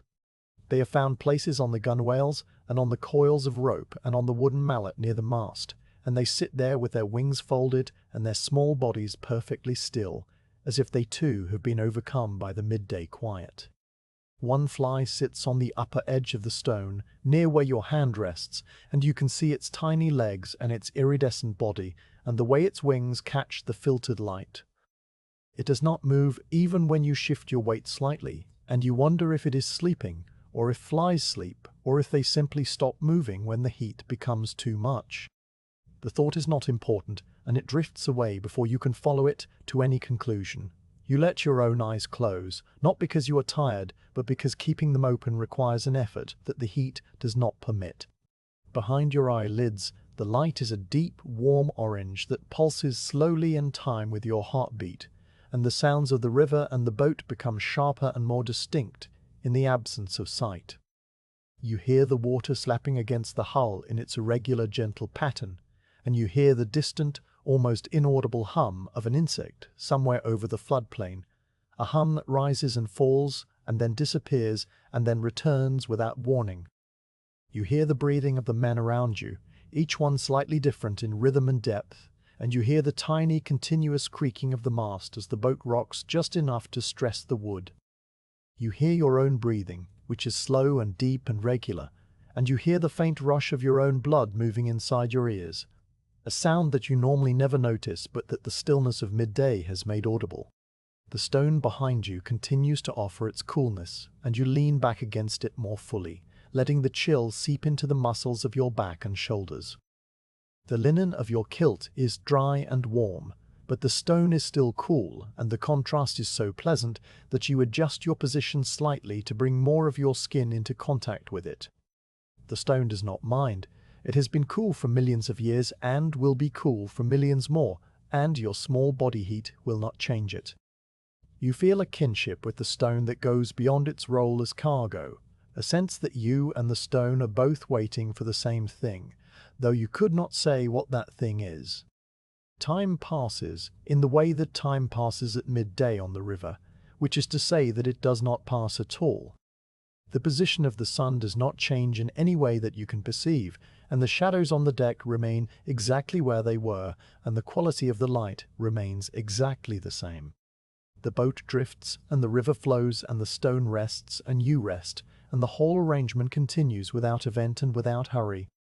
The idea that there was ever a morning or will ever be an evening seems like a distant story that someone told you once and that you have mostly forgotten. There is only this moment, this shade, this heat, this water, and this quiet.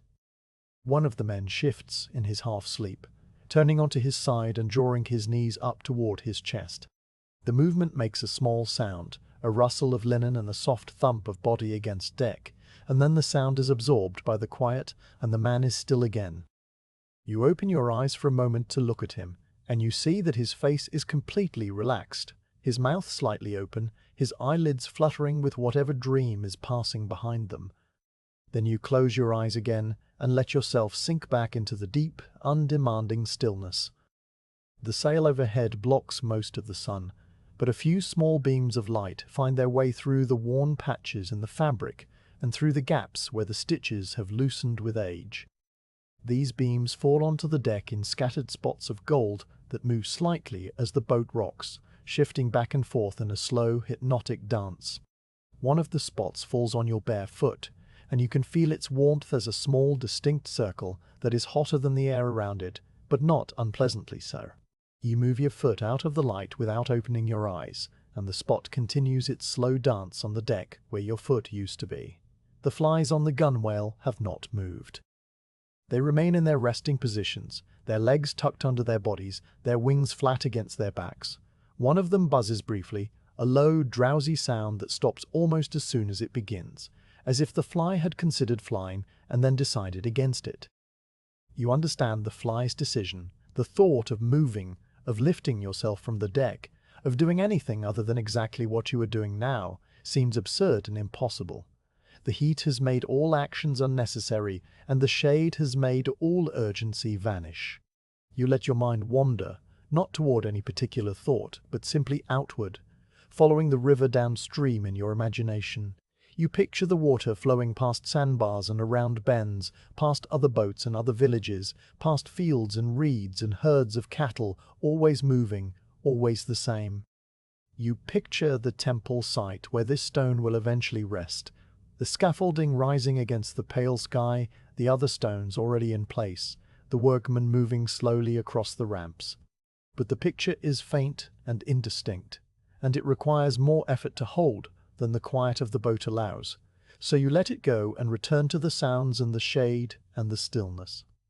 The afternoon is still ahead, though it feels as if it has already arrived.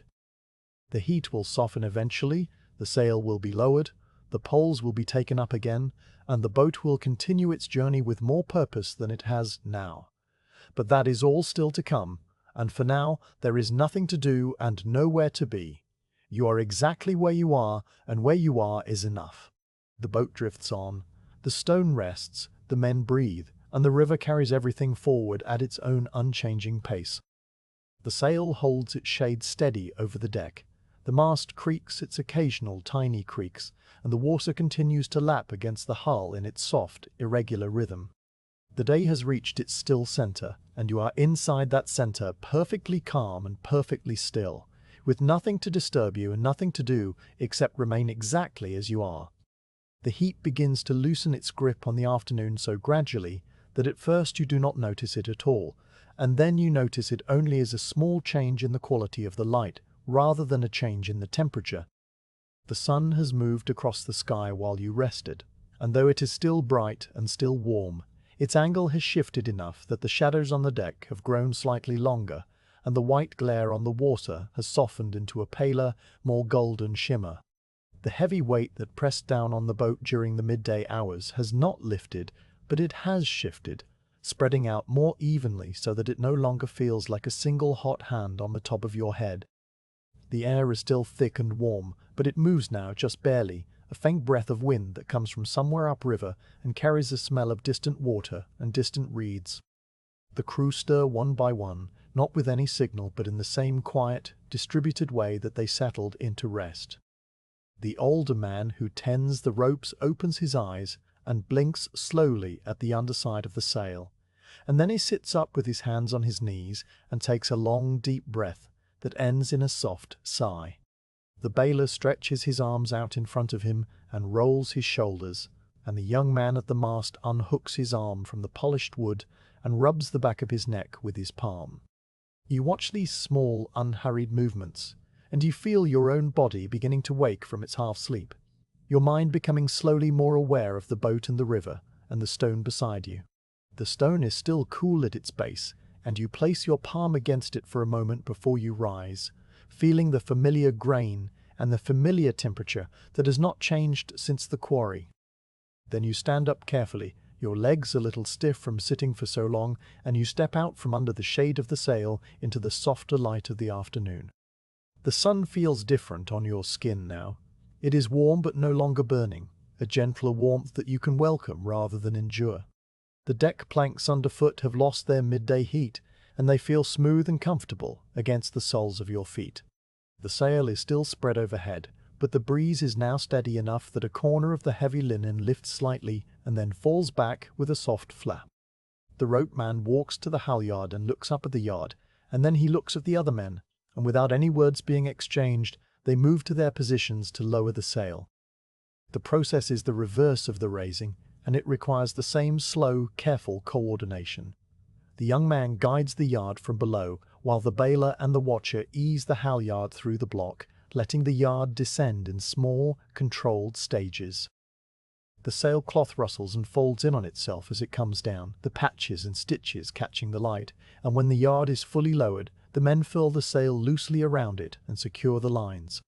The shade that has sheltered you all through the hottest part of the day disappears, but the sun is now low enough and gentle enough that you do not miss it. With the sail down, the boat feels more open and more ready to move. The watcher returns to his place at the bow, and the young man takes up the steering oar, unlashing it and letting the blade dip into the water with a soft, clean sound. The punting poles are taken up again, but this time they are not used for propulsion. The current is still strong enough to carry the boat downstream, and the poles are needed only to steer, to nudge the bow away from a sandbar, or to guide the boat through a narrow place. The man at the bow plants his pole lightly on the riverbed and leans into it, just enough to angle the boat slightly to port, and then he lifts the pole and lets it rest across the gunwale. The other poler does the same on the starboard side, and the two of them work together in an easy, intermittent rhythm that has no urgency and no set pattern. You find a place to sit near the stern where you can watch the steering oar and the water behind the boat. The young man at the oar stands with his feet planted wide and his hands light on the crossbar, his eyes fixed on the river ahead, but his attention also on the feel of the oar and the current. He moves it occasionally with a small turn of his wrist, and each movement sends a tiny ripple outward from the blade, a ripple that spreads and then disappears into the general flow. The boat responds to these tiny adjustments by holding its course in the deepest part of the channel, where the water is darkest and smoothest. The afternoon warmth continues to soften, and the air develops a quality that is neither hot nor cool, but perfectly neutral, a temperature that you can feel on your skin without feeling the need to adjust to it. The breeze, which was barely perceptible earlier, now strengthens just enough to stir the loose ends of the ropes and to lift the hem of your kilt where it hangs over your knee. You let the breeze touch your face and your arms, and it feels like a gentle hand, a reminder that the day is still alive and still moving forward. One of the men, the baler who has been resting near the stone, reaches for a wooden bowl that hangs from a peg near the water skin. The bowl is made of sycamore wood and has been worn smooth by many hands and many years, its rim darkened and its interior stained with the memory of countless drinks. He dips it over the side of the boat, leaning out carefully and letting the bowl fill with the river water that slips past the hull. The water that comes up in the bowl is not the clear water of a spring, but the living water of the Nile, a pale brownish green that holds tiny particles of silt suspended in it and that catches the afternoon light in a soft, cloudy shimmer. He brings the bowl to his lips and drinks slowly, his throat moving with each swallow, and then he lowers the bowl and wipes his mouth with the back of his hand. Without speaking, he dips the bowl again and passes it to the rope man, who drinks and passes it to the watcher, who drinks and passes it to you. You take the bowl in both hands, and the wood is cool and damp and slightly rough against your palms. You lift it to your lips and drink, and the water tastes of many things at once, all of them quiet and all of them familiar. It tastes faintly of the mud it carries, a clean, earthy taste that is not unpleasant, but rather grounding, a taste that connects you directly to the riverbed far below. It tastes of the distant hills that the water has passed through on its long journey from the south, a slight mineral sharpness that you can only detect if you pay attention. And it tastes, in a way that is less a flavor and more a feeling, of the vastness of the river itself, of the thousands of miles of water that have flowed and will flow, of the infinity of time that the river has witnessed and that it carries within it like the silt.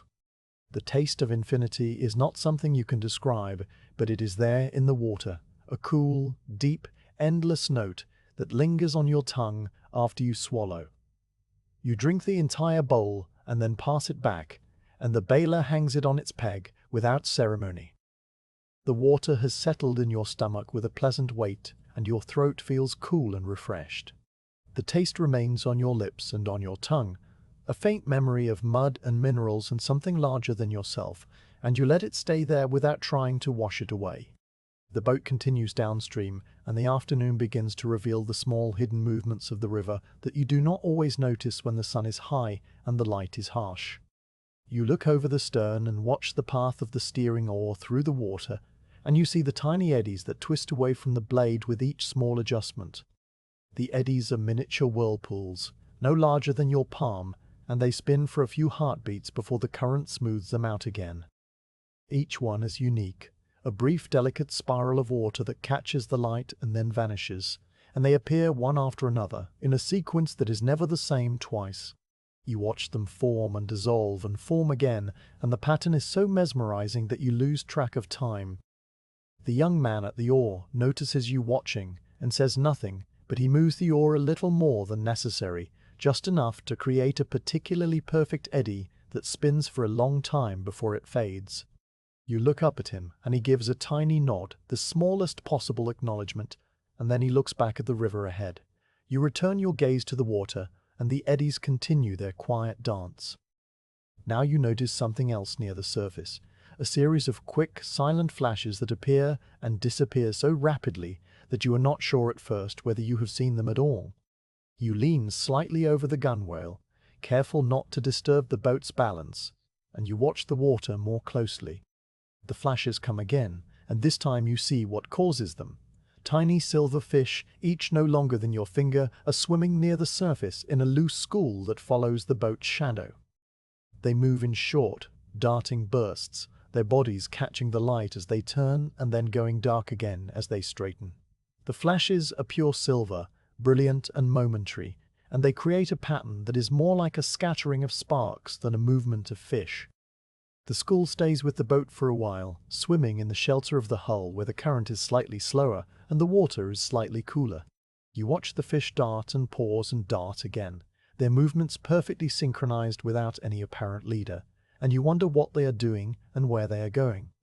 But the questions do not need answers, and you let them drift away like the eddies, content simply to watch the silver flashes as they accompany you downstream. One of the fish jumps clear of the water, for no reason you can see, a tiny silver arc that catches the sun, and then falls back with a soft plop that leaves a small ring of ripples on the surface.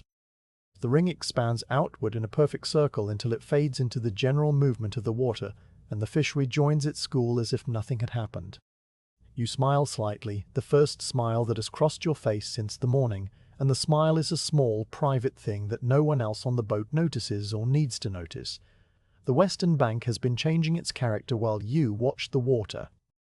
The low hills that you passed during the late morning have given way to a stretch of flat land that is greener and more cultivated, with fields of crops that come right down to the water's edge and small mud brick houses that cluster together in groups of 3 or 4. The houses have flat roofs and small square windows, and some of them have pots of herbs or small flowering plants set out on the roofs, the green leaves bright against the brown mud. You can see people moving among the houses, women carrying baskets and children running along the narrow paths between the fields, and their movements are as slow and as calm as everything else on this afternoon. A group of women is washing clothes at the river's edge, kneeling on the mud and beating the wet fabric against flat stones, in a rhythm that you can just barely hear across the water. The sound is a soft, percussive thumping that comes and goes with the breeze, and it blends with the other sounds of the afternoon to create a background that is comforting in its ordinariness. The women do not look up as the boat passes, or if they do, you do not see it, and the boat slides on, leaving them behind with their washing and their stones and their quiet, rhythmic labor. The sun continues its slow descent toward the western hills, and the light begins to take on the first hints of the golden color that will deepen into evening. The shadows on the deck are longer now, stretching across the planks and climbing up the sides of the stone, and the stone itself has begun to glow with a faint, warm hue that it did not have in the harsher light of midday. The tiny fossil shells embedded in its surface are more visible now, their delicate spirals casting small, precise shadows that you can trace with your eyes if you lean close enough. You do lean close, resting your chin on your hand and studying the stone as if you had never seen it before, and the details that you notice are all small and all quiet, a line of darker color that runs diagonally across one face, a small pit where a crystal once sat and has now fallen out, a series of parallel scratches that must have been made by the mason's chisel when the block was first cut from the quarry. The stone has been your companion all day, and you feel a gentle fondness for it that is not quite attachment, but is something close. It has not spoken and has not moved, but it has been there, solid and reliable, and its presence has shaped the day as much as the river has. You know that tomorrow it will be unloaded and taken up a ramp and set into place in a wall, and that you will never see it again after that. But that is tomorrow, and this is still the afternoon, and the stone is still with you, and you are still with the stone. The silverfish have disappeared now, their school moving off toward the shallows where the reeds grow thick, and the eddies behind the steering oar are the only movement on the water besides the boat itself. The men on the boat have settled back into their quiet routines, and the atmosphere is one of calm and contentment, a shared sense that the hardest part of the day is over and the easiest part is still to come. The rope man is coiling a length of spare line, his fingers moving automatically while his eyes gaze at the distant shore. The baler is sitting with his back against the stone, his scoop resting across his knees, his head tilted to one side as he watches the sky. The watcher is at the bow, but he has turned around now and is facing the stern, his legs dangling and his hands folded in his lap. The young man at the oar is humming something under his breath, a low, formless tune that has no beginning and no end, just a few notes repeated over and over in a pattern that shifts slightly each time. You let the humming blend with the sound of the water and the creaking of the hull, and you close your eyes for a moment to listen more carefully. The tune is not a song, it is just a sound, a human sound that is as natural as the sound of the river or the sound of the wind. It speaks of nothing and asks for nothing, and you find it deeply, inexplicably soothing. The afternoon passes in this way, without event and without hurry, and the boat continues downstream with the gentle steering of the poles and the steady pull of the current. The taste of the river water still lingers on your tongue, a faint memory of mud and infinity, and the silver flashes of the fish still flicker behind your closed eyelids when you blink. The heat has softened into a warmth that is almost tender, and the light has begun its slow, beautiful transformation into the gold of evening. You sit on the deck of the boat with the stone beside you and the river beneath you, and you feel as peaceful as you have ever felt, a sailor on the Nile in the long, gentle afternoon. The western hills catch the lowering sun in a way that transforms them, and you watch the transformation happen with the same slow attention that you have given to every other change on this long day. The hills are no longer the pale, dusty shapes that they were at midday, flat and washed out and almost invisible against the white sky. Now they have begun to take on color, a deep and quiet shade of orange that seems to rise from within the earth itself rather than to fall upon it from outside. The orange is not bright or vivid. It is a soft, muted color that reminds you of the embers of a fire just before they fade to ash, a warm glow that spreads across the rock faces and fills the crevices with shadow. You can see the folds and ridges of the hills clearly now, each one defined by a line of darker orange or a patch of deep brown, and the whole western horizon has become a layered wall of warm color that holds your gaze and does not release it. The river has taken up the same color, or perhaps it is borrowing it from the hills, because the surface of the water now glows with a soft, golden orange light that moves and shifts with the current. The reflection of the hills is not a perfect mirror image. It is broken by the small ripples and eddies of the flowing water, so that the orange and brown shapes on the surface seem to be breathing, expanding and contracting in a slow, liquid rhythm. Where the current is smooth, the reflection is almost solid, a sheet of warm color that could be walked upon if you did not know it was water. Where the current is disturbed by a submerged rock or a shallow sandbar, the reflection shatters into 1,000 tiny pieces of light that dance and sparkle and then reform. The boat moves through this glowing water as if it were moving through a dream, and the stone on the deck catches the orange light on its pale surface and holds it there, turning the cream-colored limestone into something warmer, something almost alive. The air changes in the way that it always changes at this hour, so gradually at first that you do not notice it, and then all at once so that you cannot ignore it. The warmth of the afternoon, which has been with you for so long that it feels like a permanent condition, begins to withdraw from the surface of your skin. It does not vanish. It simply lifts away, degree by degree, as if the sun were loosening its grip finger by finger. The first hint of coolness appears as a faint touch on your forehead and on the tops of your ears, a sensation so subtle that you might mistake it for a breeze if there were any breeze to feel.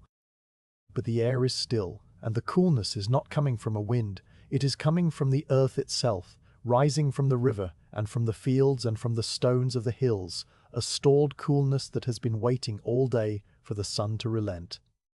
You feel the temperature drop on your arms, and the fine hairs there lift slightly in a response that is older than memory. Your skin, which has been warm and dry all afternoon, now feels fresher and more alive, and you take a deeper breath than you have taken in hours, letting the cooling air fill your lungs and then release. The breath tastes different now.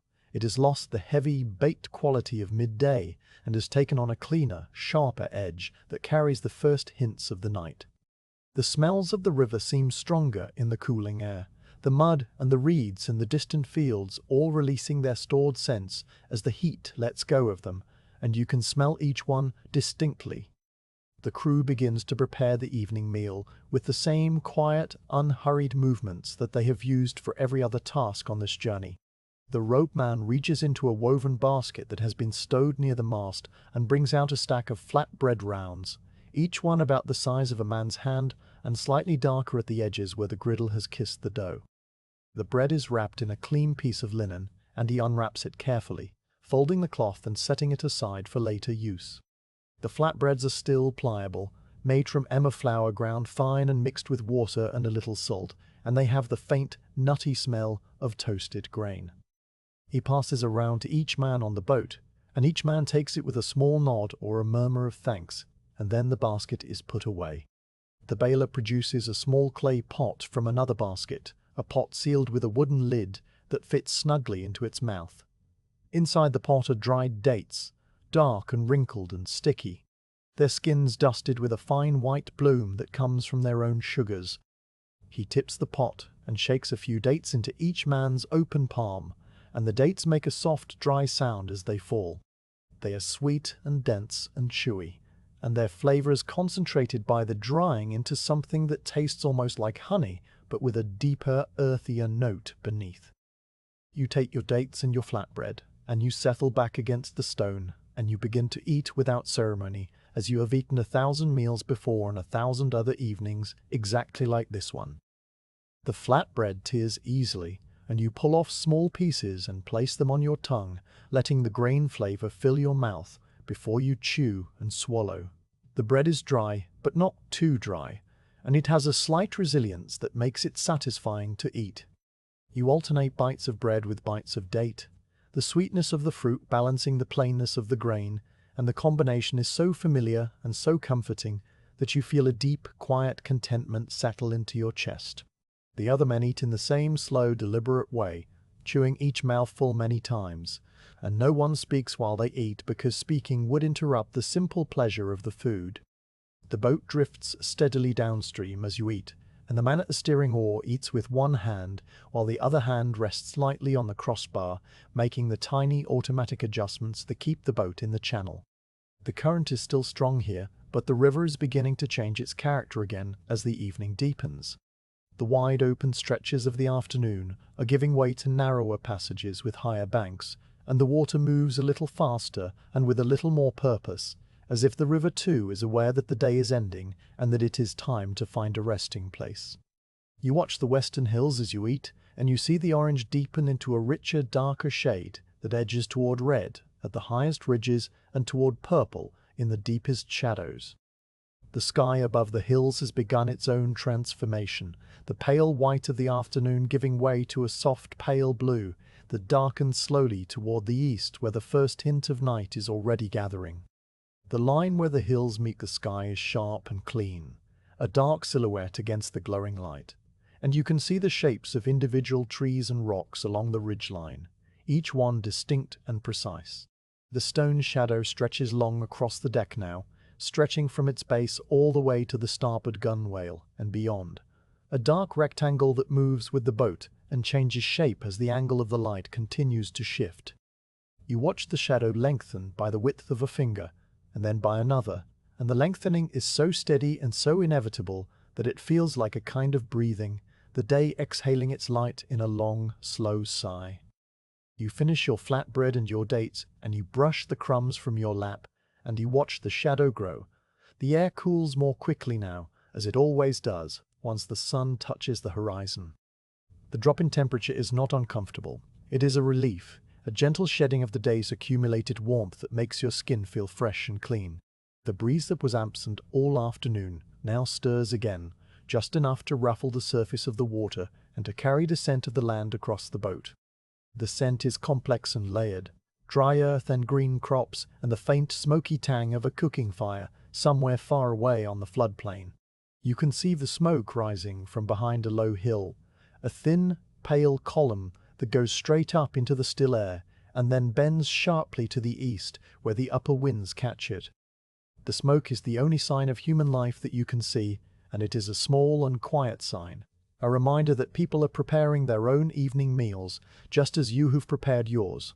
The young man at the steering oar has finished his food and is now standing with both hands on the crossbar, his eyes fixed on the river ahead. He steers the boat toward the eastern bank, not sharply, but in a long, gradual angle that will bring you close to the shore without disturbing the smooth motion of the drift. You know what he is doing because you have done it yourself many times. He is looking for a place to tie up for the night, a stretch of bank that is clear of reeds and rocks and has a suitable tree or a firm patch of earth where the mooring line can be made fast. The evening is the time for tying up, a time to bring the boat to rest and let the river flow on without you. You stand up from your place beside the stone, and your legs are a little stiff but not painfully so, and you walk to the bow to join the watcher in scanning the eastern bank. The bank is closer now than it has been all day, and you can see the details of the vegetation and the texture of the mud. The reeds here are tall and thick, their feathery tops nodding in the light breeze, and beyond them the ground rises gently toward a grove of date palms whose fronds are dark silhouettes against the fading sky. The palms are old and tall, their trunks scarred with the marks of many harvests, and they stand in a close cluster like a family gathered together. You spot a tamarisk tree that grows right at the water's edge, its roots exposed by the current and its branches hanging low over the river. The tamarisk is gnarled and ancient, its bark rough and deeply furrowed, and it has the look of a tree that has been used as a mooring place many times before. You point toward it without speaking, and the young man at the oar nods and adjusts his angle by a small fraction, and the boat slides toward the tamarisk with a slow, steady purpose. The light is fading faster now, the orange of the western hills giving way to a deep violet that spreads across the sky like water soaking into cloth. The violet is soft and luminous, and it holds the last light of the sun even after the sun itself has disappeared below the horizon. The first stars are already visible overhead, a few bright points of light that appear one by one as the sky darkens, and the air has taken on the deep, quiet stillness of early night. The whole river seems to exhale, releasing the heat and the light and the sounds of the day in a single, long breath that leaves only peace behind. The boat nudges gently against the mud near the tamarisk, and the rope man steps ashore with the mooring line in his hand. He walks to the tree and wraps the line around its trunk 3 times, tying it off with a knot that you know will hold through any current the night might bring. The boat settles against the bank with a soft, final sound, and the motion that has been with you all day finally ceases. The stillness is complete and profound, and you stand on the deck and feel it settle over you like a blanket. The first bats appear high above the palms, small dark shapes that wheel and dart against the violet sky in patterns that seem random but that you know are purposeful. They are hunting the insects that rise from the river in the cooling air, and their flight is silent and swift and strangely beautiful. You watch them for a long time, your head tilted back and your hands resting on the gunwale, and the stars continue to emerge above them, more and more of them with each passing moment, until the whole sky is a dense field of light that reflects on the dark water in tiny scattered points. The crew settles into their places for the night, unrolling mats and arranging coils of rope for pillows, and you find your own place near the stone, which is now a dark shape against the slightly lighter dark of the sky. You lie down on your mat and feel the solid deck beneath you, and you look up at the stars and listen to the sounds of the night beginning. Somewhere in the reeds a frog calls, a single low note that repeats after a long pause and then repeats again. The river murmurs past the hull, a sound that is so familiar now that it is almost a part of you.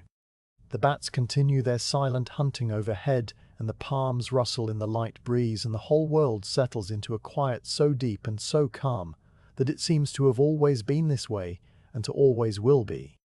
You close your eyes, and the day replays itself behind your eyelids in a series of gentle images: the pale stone in the starlight of the quarry, the white egrets lifting from the reeds, the wide silver water of the bend at midday, the shade of the sail overhead, the silver fish flashing near the surface, the orange hills in the evening light. Each image fades into the next without hurry, and the sequence is so peaceful that you do not try to hold on to any of them. The stone is beside you, the river is beneath you, and the night is around you, and that is enough. The darkness settles over the boat in layers, each one deeper and quieter than the last, until the world is reduced to a small circle of stillness around the tamarisk tree. The mooring line creaks softly against the rough bark as the boat tugs gently at its tether, a sound so faint and so intermittent that you only hear it when you are not listening for it. The river continues to flow past the hull in the darkness, its voice now a low, liquid murmur that is less a sound and more a presence, a constant undertone beneath everything else the night might bring. You lie on your mat on the deck with the stone beside you, a dark shape against the slightly lighter dark of the sky, and you feel the boat rocking so gently that the motion is almost imperceptible, a slow, cradle-like swaying that the tamarisk roots allow but do not encourage. The stars have come out in a density that only the desert sky allows, a field of light so thick and so bright that the darkness between the stars seems almost incidental. You have seen this sky many times before on many nights, but it always feels new, or perhaps it feels old in a way that makes you feel new. The band of the great river of stars stretches across the vault from one horizon to the other, a pale glowing path that mirrors the dark river below, and you can pick out the individual points of light that make up the familiar patterns. The hunter standing with his arm raised, the great bear lumbering around the fixed point of the north, the bright sentinel that hangs low in the east and signals the coming of the dawn. You do not name these patterns, because naming them is not necessary. You simply see them and know them, the way you see and know the face of a friend without needing to speak their name. The constellations shift position with a slowness that matches your own breathing, and if you watch them carefully, you can almost believe that you see them moving, though you know that the movement is too slow for the eye to catch.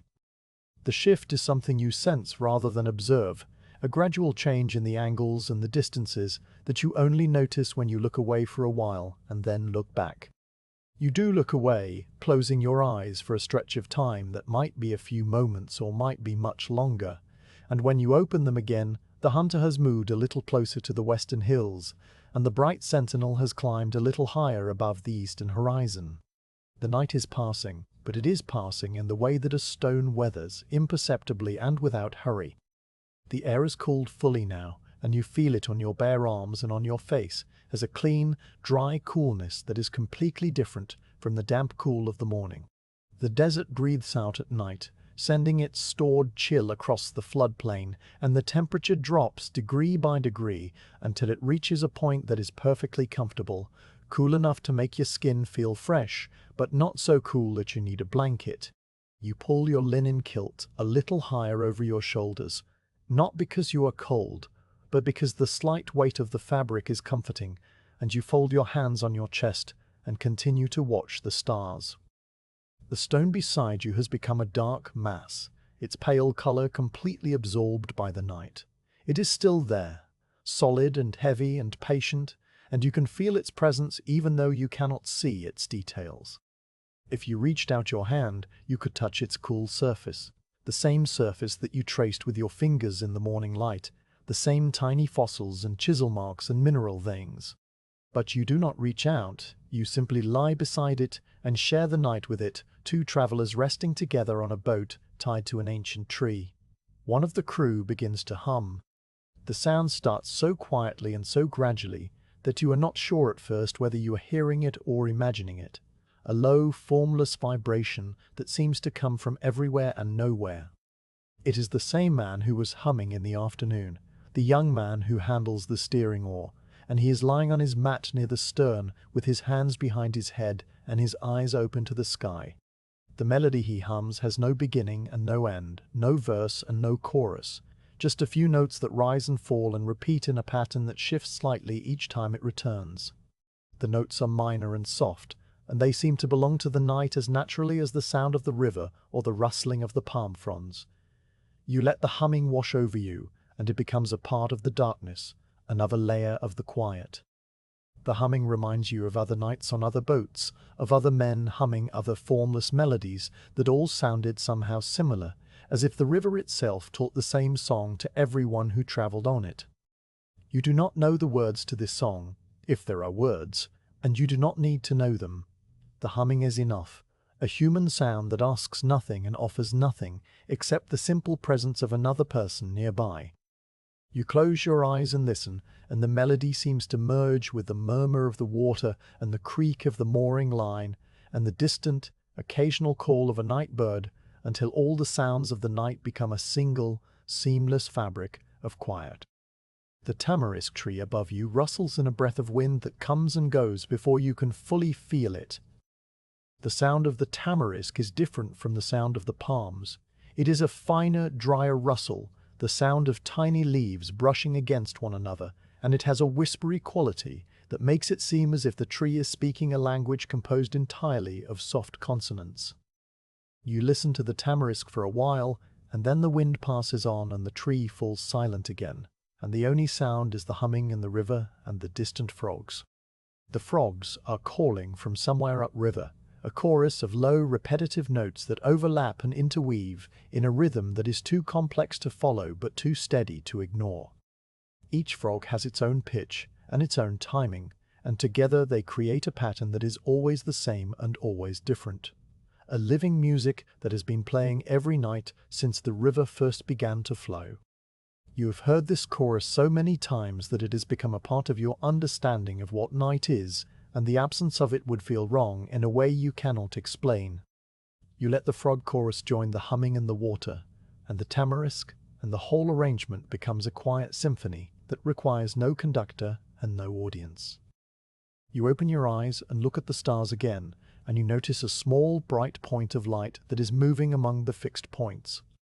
It is not a star but one of the wandering lights that the priests track and record, moving slowly across the constellations in a path that takes many days to complete. You watch it for a while, seeing how it holds its position relative to the hunter's shoulder, and you think about how far away it must be and how long it has been traveling.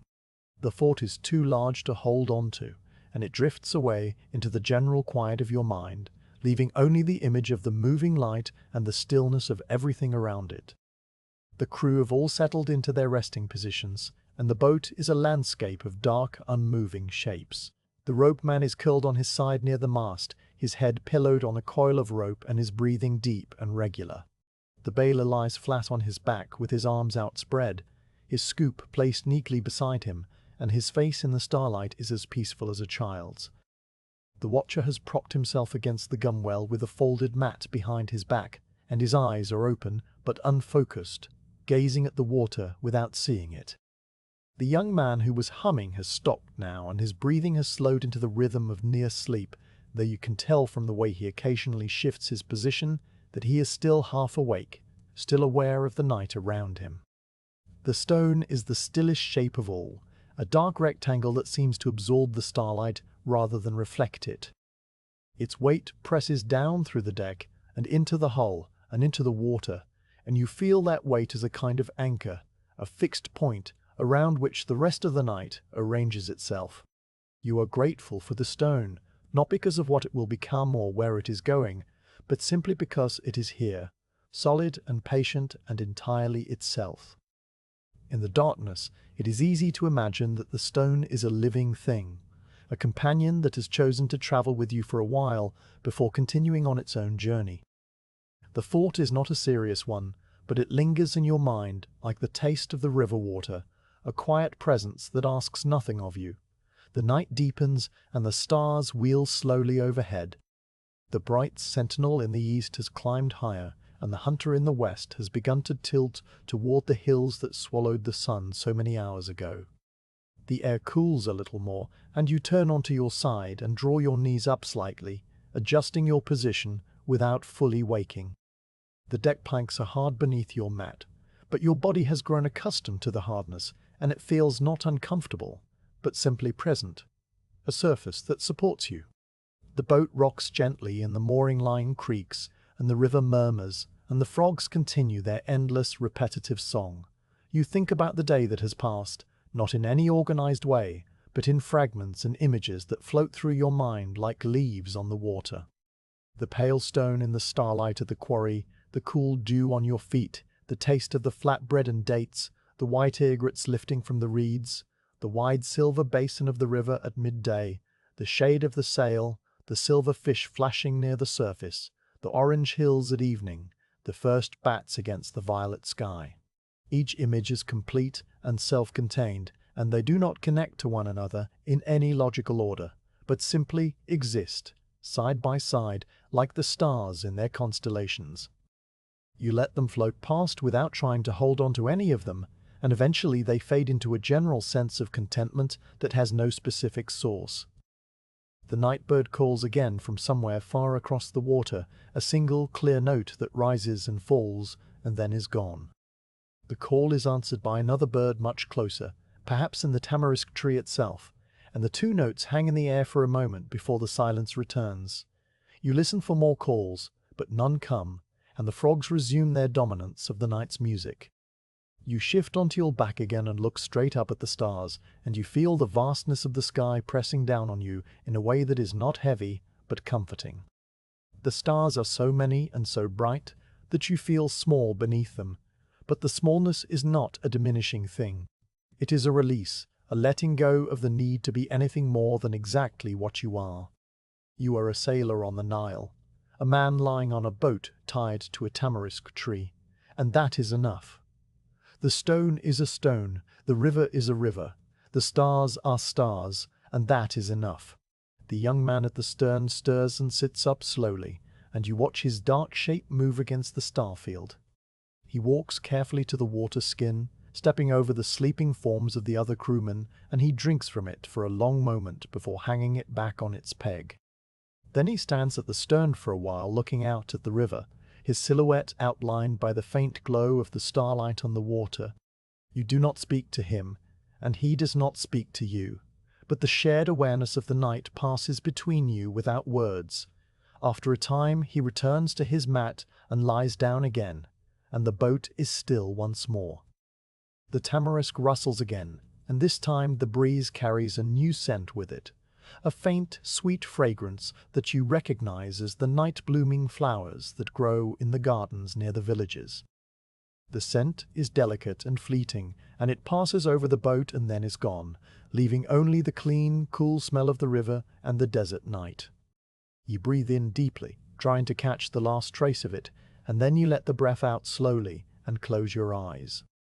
The frogs have quieted now, their chorus fading one voice at a time until only a single frog remains, calling at long intervals from somewhere deep in the reeds.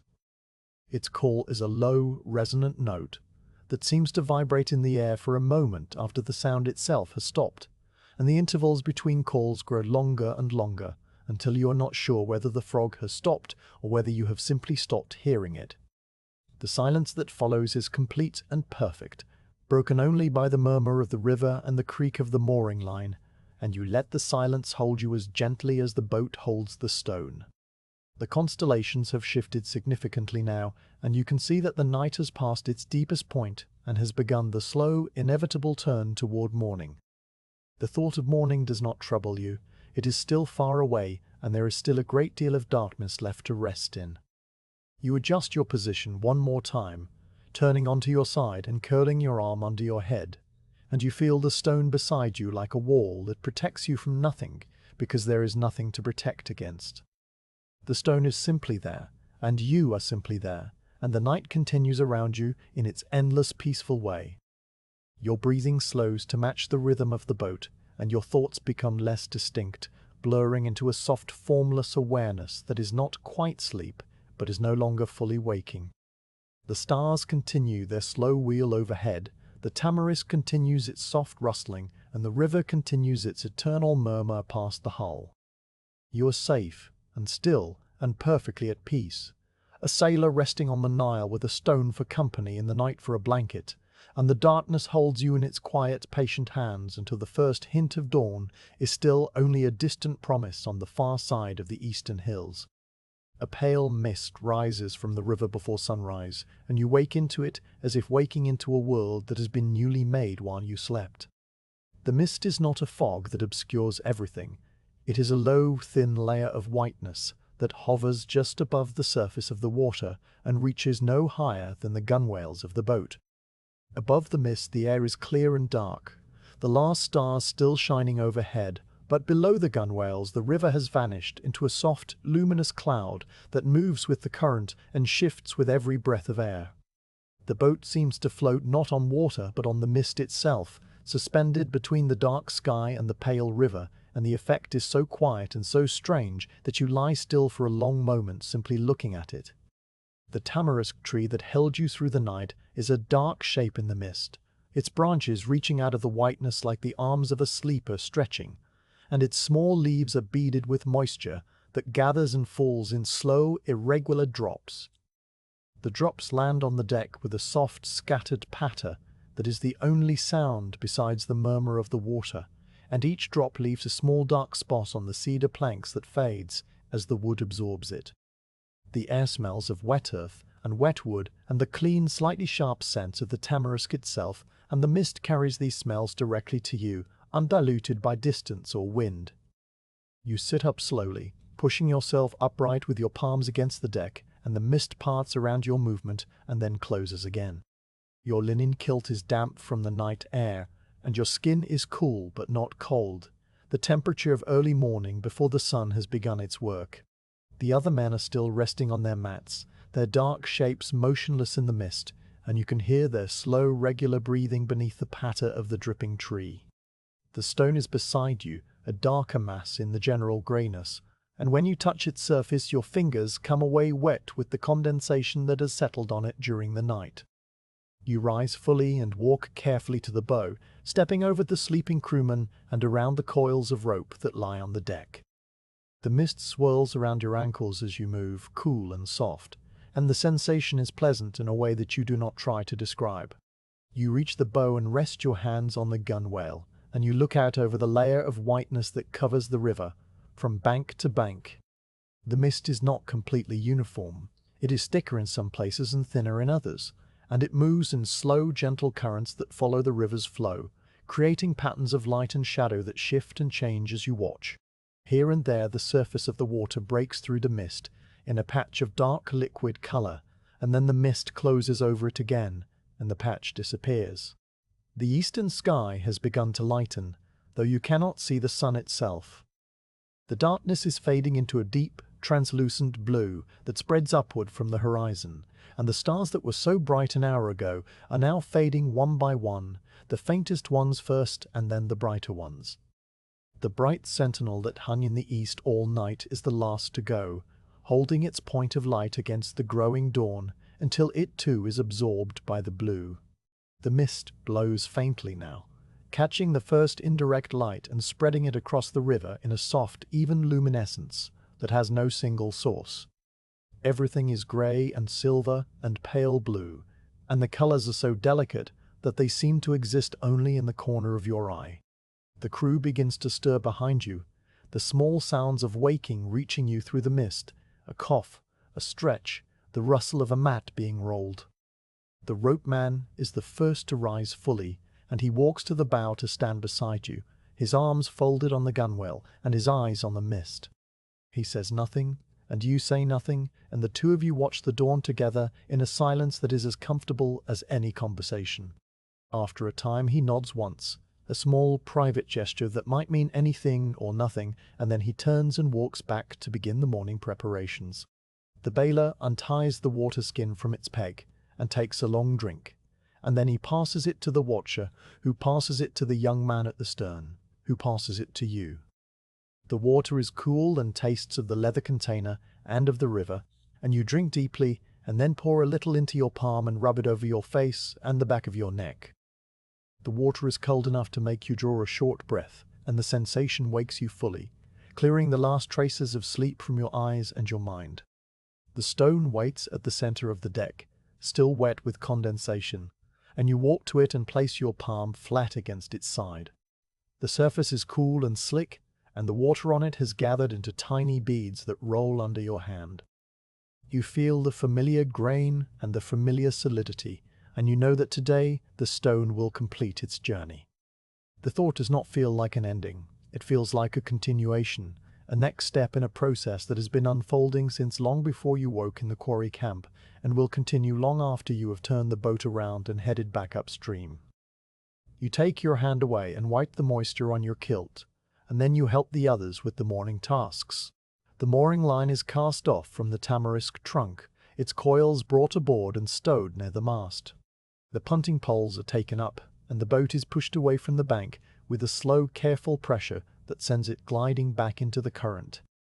The mist clings to the boat as it moves, parting at the bow and streaming along the sides in thin, wispy tendrils that curl and twist before they dissolve.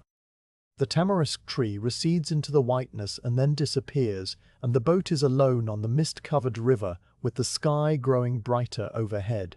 The mist begins to thin as the light strengthens, breaking up into patches and channels that reveal the dark water beneath. You can see the surface of the river now, smooth and slow and the color of slate, and you can see the far bank emerging from the whiteness as a dark line of vegetation that gradually resolves into reeds and palms and the low shapes of mud brick buildings. The buildings are still too far away to show any detail, but their presence tells you that you are approaching a place where the river is lived on and worked on, a place where boats come and go and stones are unloaded. The young man at the steering oar guides the boat into the main channel, and the punting poles dip and rise in their slow, steady rhythm. The current is gentle here, and the boat moves at a pace that is neither fast nor slow, a pace that allows you to watch the far bank grow closer and more distinct with each passing moment. The mist continues to lift, pulling away from the water in soft, curling veils that rise into the air and vanish, and the world expands outward as it clears, the far hills appearing and the sky opening up to its full, pale blue. Then you see it, not all at once but in stages, as the last of the mist draws back and the river makes a final, gentle bend to the east. The temple scaffolding rises against the pale sky like a forest of bare trees in winter, a complex framework of wooden poles and crossbeams and platforms that climbs the side of a low hill on the eastern bank. The scaffolding is a structure of straight lines and right angles, its timbers lashed together with ropes in a pattern that looks both chaotic and orderly, a web of wood that surrounds and supports the half-finished stone walls within it. The walls themselves are the color of pale cream, the same color as the stone on the deck beside you, and they rise in courses of massive blocks that have been fitted together with a precision that you can appreciate even from this distance. The temple is still far away, but it dominates the landscape now, its scaffolding visible for miles, and its presence changing the character of the riverbank entirely. The quiet, empty shores that you have passed all day yesterday are replaced here by a busy stretch of waterfront, where boats are tied up and men are moving, and the air is filled with the low, continuous sounds of labor. You can see other cargo boats like yours, some loaded with stones and some empty, and you can see the wooden sledges and the earthen ramps that lead from the river up to the building site. The ramps are long and gentle, made of packed earth and reinforced with timber, and they rise from the water's edge to the base of the scaffolding in a series of switchbacks that allow the heavy stones to be pulled uphill without excessive effort. The men who work on the ramps and the scaffolding are small figures at this distance, their movements slow and ant-like from your perspective, but you can see the patterns of their labor even from far away.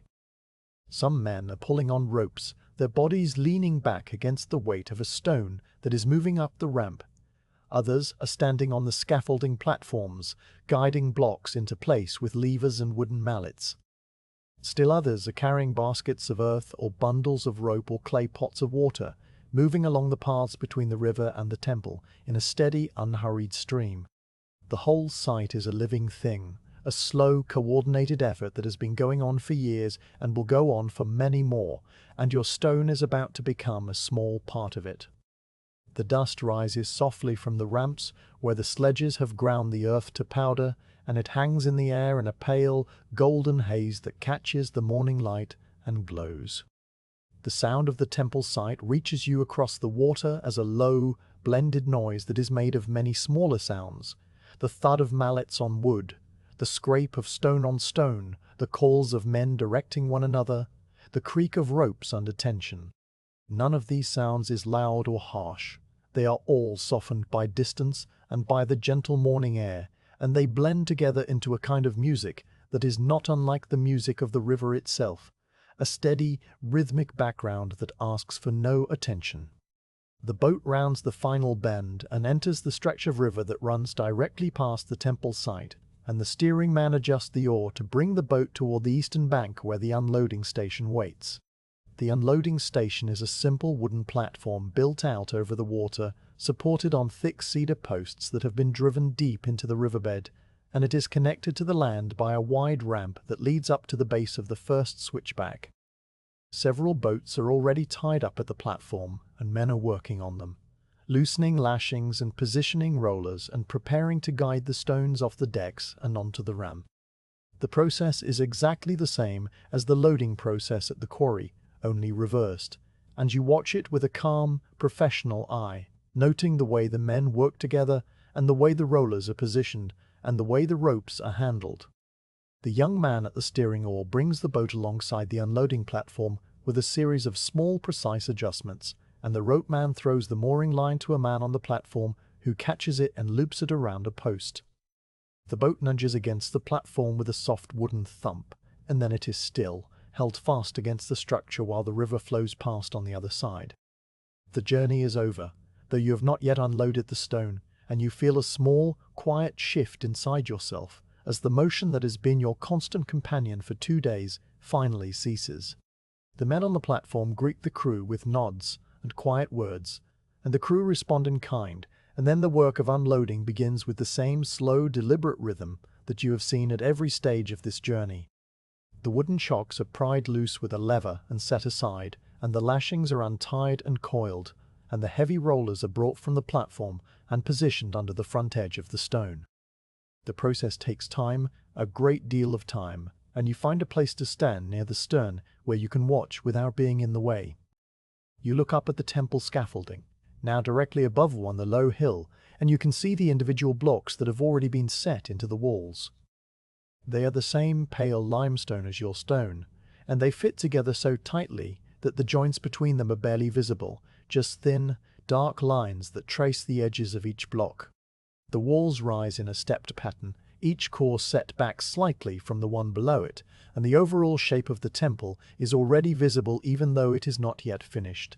A long rectangular building with massive columns at the entrance and a flat roof that will eventually be made of even larger stone slabs. The scaffolding covers everything, its wooden bones embracing the stone flesh, and the men who work on it move with the same slow, careful purpose that you have carried with you all the way from the quarry. You feel a sense of arrival that is also a sense of release, a letting go of the stone that you have guarded and watched over for the whole length of the journey. The stone will soon be taken from the boat and pulled up the ramp and set into its place in the wall, and you will turn the boat around and begin the journey back to the quarry to do it all again. This is the rhythm of your life, the rhythm of the river, and you accept it without question and without any feeling that it should be otherwise. The first ropes are fastened to the stone, and the men on the platform take up the tension, and the stone begins to move from its place at the center of the deck. You watch it go, and you feel its weight leave the boat, and the hull rises slightly in the water with a soft, relieved sound. The stone slides onto the rollers and then onto the platform, and the men guide it with gentle hands and quiet voices, and soon it is off the boat entirely and beginning its slow journey up the ramp toward the temple.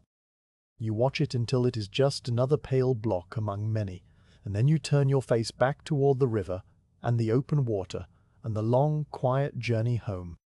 The ropes that guided the stone off the boat are coiled now, and the platform is empty of everything except the men who work there and the wooden rollers that wait for the next stone and the next boat. You stand on the deck of the cargo boat with your hands loose at your sides and your weight balanced on both feet, and you watch the pale block of limestone travel up the earthen ramp on its wooden sledge with the same slow, deliberate patience that has attended every moment of this journey from the quarry to the temple. The stone is no longer yours to guard, but you watch it anyway, because watching is what you have done for 2 full days, and because some part of you is still connected to it by a thread that has not yet been cut. The ramp rises from the water's edge in a long, gentle slope that has been compacted by many sledges and many stones, and the surface of the earth is hard and smooth and the color of pale dust. The sledge moves up the ramp in a series of small, incremental advances, each one the length of a man's hand, and each one accompanied by the creak of the palm fiber ropes and the soft grunt of the men who pull them. The men lean back against the weight, the heels digging into the packed earth, and then they pause and breathe and lean again, and the sledge creeps forward by another hand's width. There is no hurry in their work, and no sign that hurry has ever existed in this place. The ramp has been built for patience, and the temple has been built for eternity, and the men who labor here understand both of these things without needing to speak them. The stone grows smaller as it climbs, its pale shape gradually blending with the other pale shapes that are already ascending other ramps or resting on scaffolding platforms or set into the walls themselves. You can distinguish your stone from the others for a short while, noting the small chip near the top right corner and the faint mineral stain that you traced with your finger on the first morning, but after a time the distance makes these details invisible and your stone becomes just another block among many, indistinguishable and anonymous. The feeling that comes with this is not loss or sadness, but a quiet sense of completion, a satisfaction that the stone has arrived where it was always meant to arrive and will soon become part of something larger than itself. You turn away from the ramp and look at the boat, which is now lighter and higher in the water than it has been since the loading of the quarry. The hull rides up on the surface, and the deck planks that were pressed down by the weight of the stone have risen slightly, so that the boat feels more buoyant and more responsive to every small movement of the water. The boat rocks gently at its mooring, and the motion is different from the motion of the loaded journey. It is quicker and lighter, a livelier rocking that seems almost playful after the heavy, steady drift of the past 2 days. You walk the length of the deck and feel the difference under your feet. The way the planks spring back when you step, and the way the whole vessel seems to breathe more freely. The crew are making the boat ready for the return journey, coiling the mooring lines and checking the punting poles and adjusting the steering oar in its bracket. The ropeman is tying a new set of knots that will hold nothing but spare coils of rope, and the baler is tipping the last of the puddle water over the side with a small, neat motion. The watcher is already at the bow, his legs dangling over the side and his eyes on the river ahead, and the young man at the steering oar is testing the swing of the blade through the water, making small arcs that send ripples outward in expanding circles. Everyone moves with the same quiet, unhurried competence that they have shown throughout the journey, but there is a subtle lightness in their movements now, a sense of release that comes from having delivered the cargo and being free to return. You find your place near the stern, a spot on the deck that is still warm from the morning sun, but that will soon be shaded by the furled sail if the sail is raised. You sit down and fold your legs under you, and you let your hands rest on your knees with your palms turned upward, and you feel the boat tug gently at its mooring line, as if it is eager to be moving again. The current has not changed, and the river has not changed. But the boat has changed, and you have changed with it, the weight of the stone replaced by a lightness that is both physical and something else, something that you feel in your chest and behind your eyes. The last mooring line is cast off, and the boat drifts free of the platform with a soft sliding motion that needs no poling and no steering. The current takes the bow and turns it downstream, and the punting poles are lifted and set aside, and the boat begins the return journey with the same quiet inevitability that it began the outward journey 2 mornings ago. The steering oar dips into the water and holds steady, and the boat slides into the main channel and points its bow toward the distant bend that will take you away from the temple and back into the wider river. You turn your head to look at the temple one last time, and you see the scaffolding rising against the morning sky, the ant-like figures moving across the platforms, the dust hanging in the air like a fine golden veil. Your stone is somewhere on that ramp now, halfway to its final resting place, and by the time you return to the quarry and load another stone, it will be part of the wall, invisible and permanent. You hold the image in your mind for a moment, and then you let it go, turning your face forward and watching the open water stretch ahead of you. The river seems friendlier on the return journey, though you know that the river is the same river and that the friendliness is in you rather than in the water. The current feels helpful now rather than indifferent, carrying you downstream with a gentle, steady push that matches your own desire to rest and drift and let the day unfold without any demands. The sunlight is softer than it was on the outward journey, or perhaps it only seems softer because you are not guarding anything and your attention is free to wander where it will. The banks slide past in their familiar patterns of reeds and fields and palm groves and low hills, and you greet each stretch of shoreline with a quiet, internal recognition, as if you were passing through a landscape that you have known for a very long time and will always know. The crew settle into their return routines with the same ease that they settled into their outward routines, but the routines are simpler now and require less attention. The poles are not needed because the current is strong and the channel is deep, and there are no stones to weigh the boat down and make it slow to respond. The watcher at the bow still watches, but his watching is relaxed and occasional, a habit more than a duty. The baler still checks for puddles, but the boat is riding high and the seams are tight, and there is very little water to bail.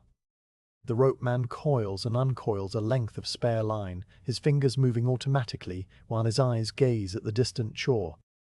The young man at the oar hums the same formless tune that he hummed yesterday, and the notes drift across the deck and blend with the sound of the water. You sit with your back against the mast and let the day pass over you in a series of gentle, unhurried moments. The sun climbs to its midday height, but the heat is not oppressive because the boat is moving at the pace of the current, and the breeze created by the motion is enough to cool your skin. The shade of the furled sail falls across your legs, and you shift slightly to bring more of yourself into it, and the temperature is exactly comfortable, a balance of warmth and coolness that requires no adjustment and no thought. The landscape repeats itself in a slow, familiar cycle that you know by heart. The bend where the river widens and the acacia trees stand in their ancient twisted shapes. The long, straight stretch where the papyrus grows thick and the egrets lift and settle in their white, unhurried pattern. The place where the crops come down to the water's edge and the herders stand with their staves in their slow raised hands. The narrowing channel where the current picks up speed and the steering oar must be held with more attention. Each of these places is the same as it was yesterday and the day before, and each of them is slightly different, the light falling at a new angle, or the reeds bent by a different wind, or the herders replaced by different figures who make the same gestures. You close your eyes for a long stretch of the afternoon, not sleeping, but drifting in a state that is more rest and waking. The sounds of the boat and the river are so familiar now that they have become a part of your own internal rhythm, and you hear them without hearing them, the way you hear your own breathing. The deck rocks gently, the water whispers past the hull, the mast creaks its occasional creak, and the young man hums his formless tune.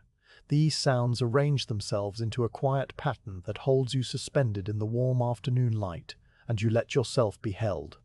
When you open your eyes again, the sun has moved a noticeable distance across the sky, and the quality of the light has begun to soften toward the gold of late afternoon. The western hills are starting to take on their evening colors, a faint wash of orange that will deepen as the sun sinks lower. You think about the quarry camp that waits for you upriver, the mat spread on the packed earth, the fire pit with its low embers, the pale face of the limestone cliff catching the last light of the day.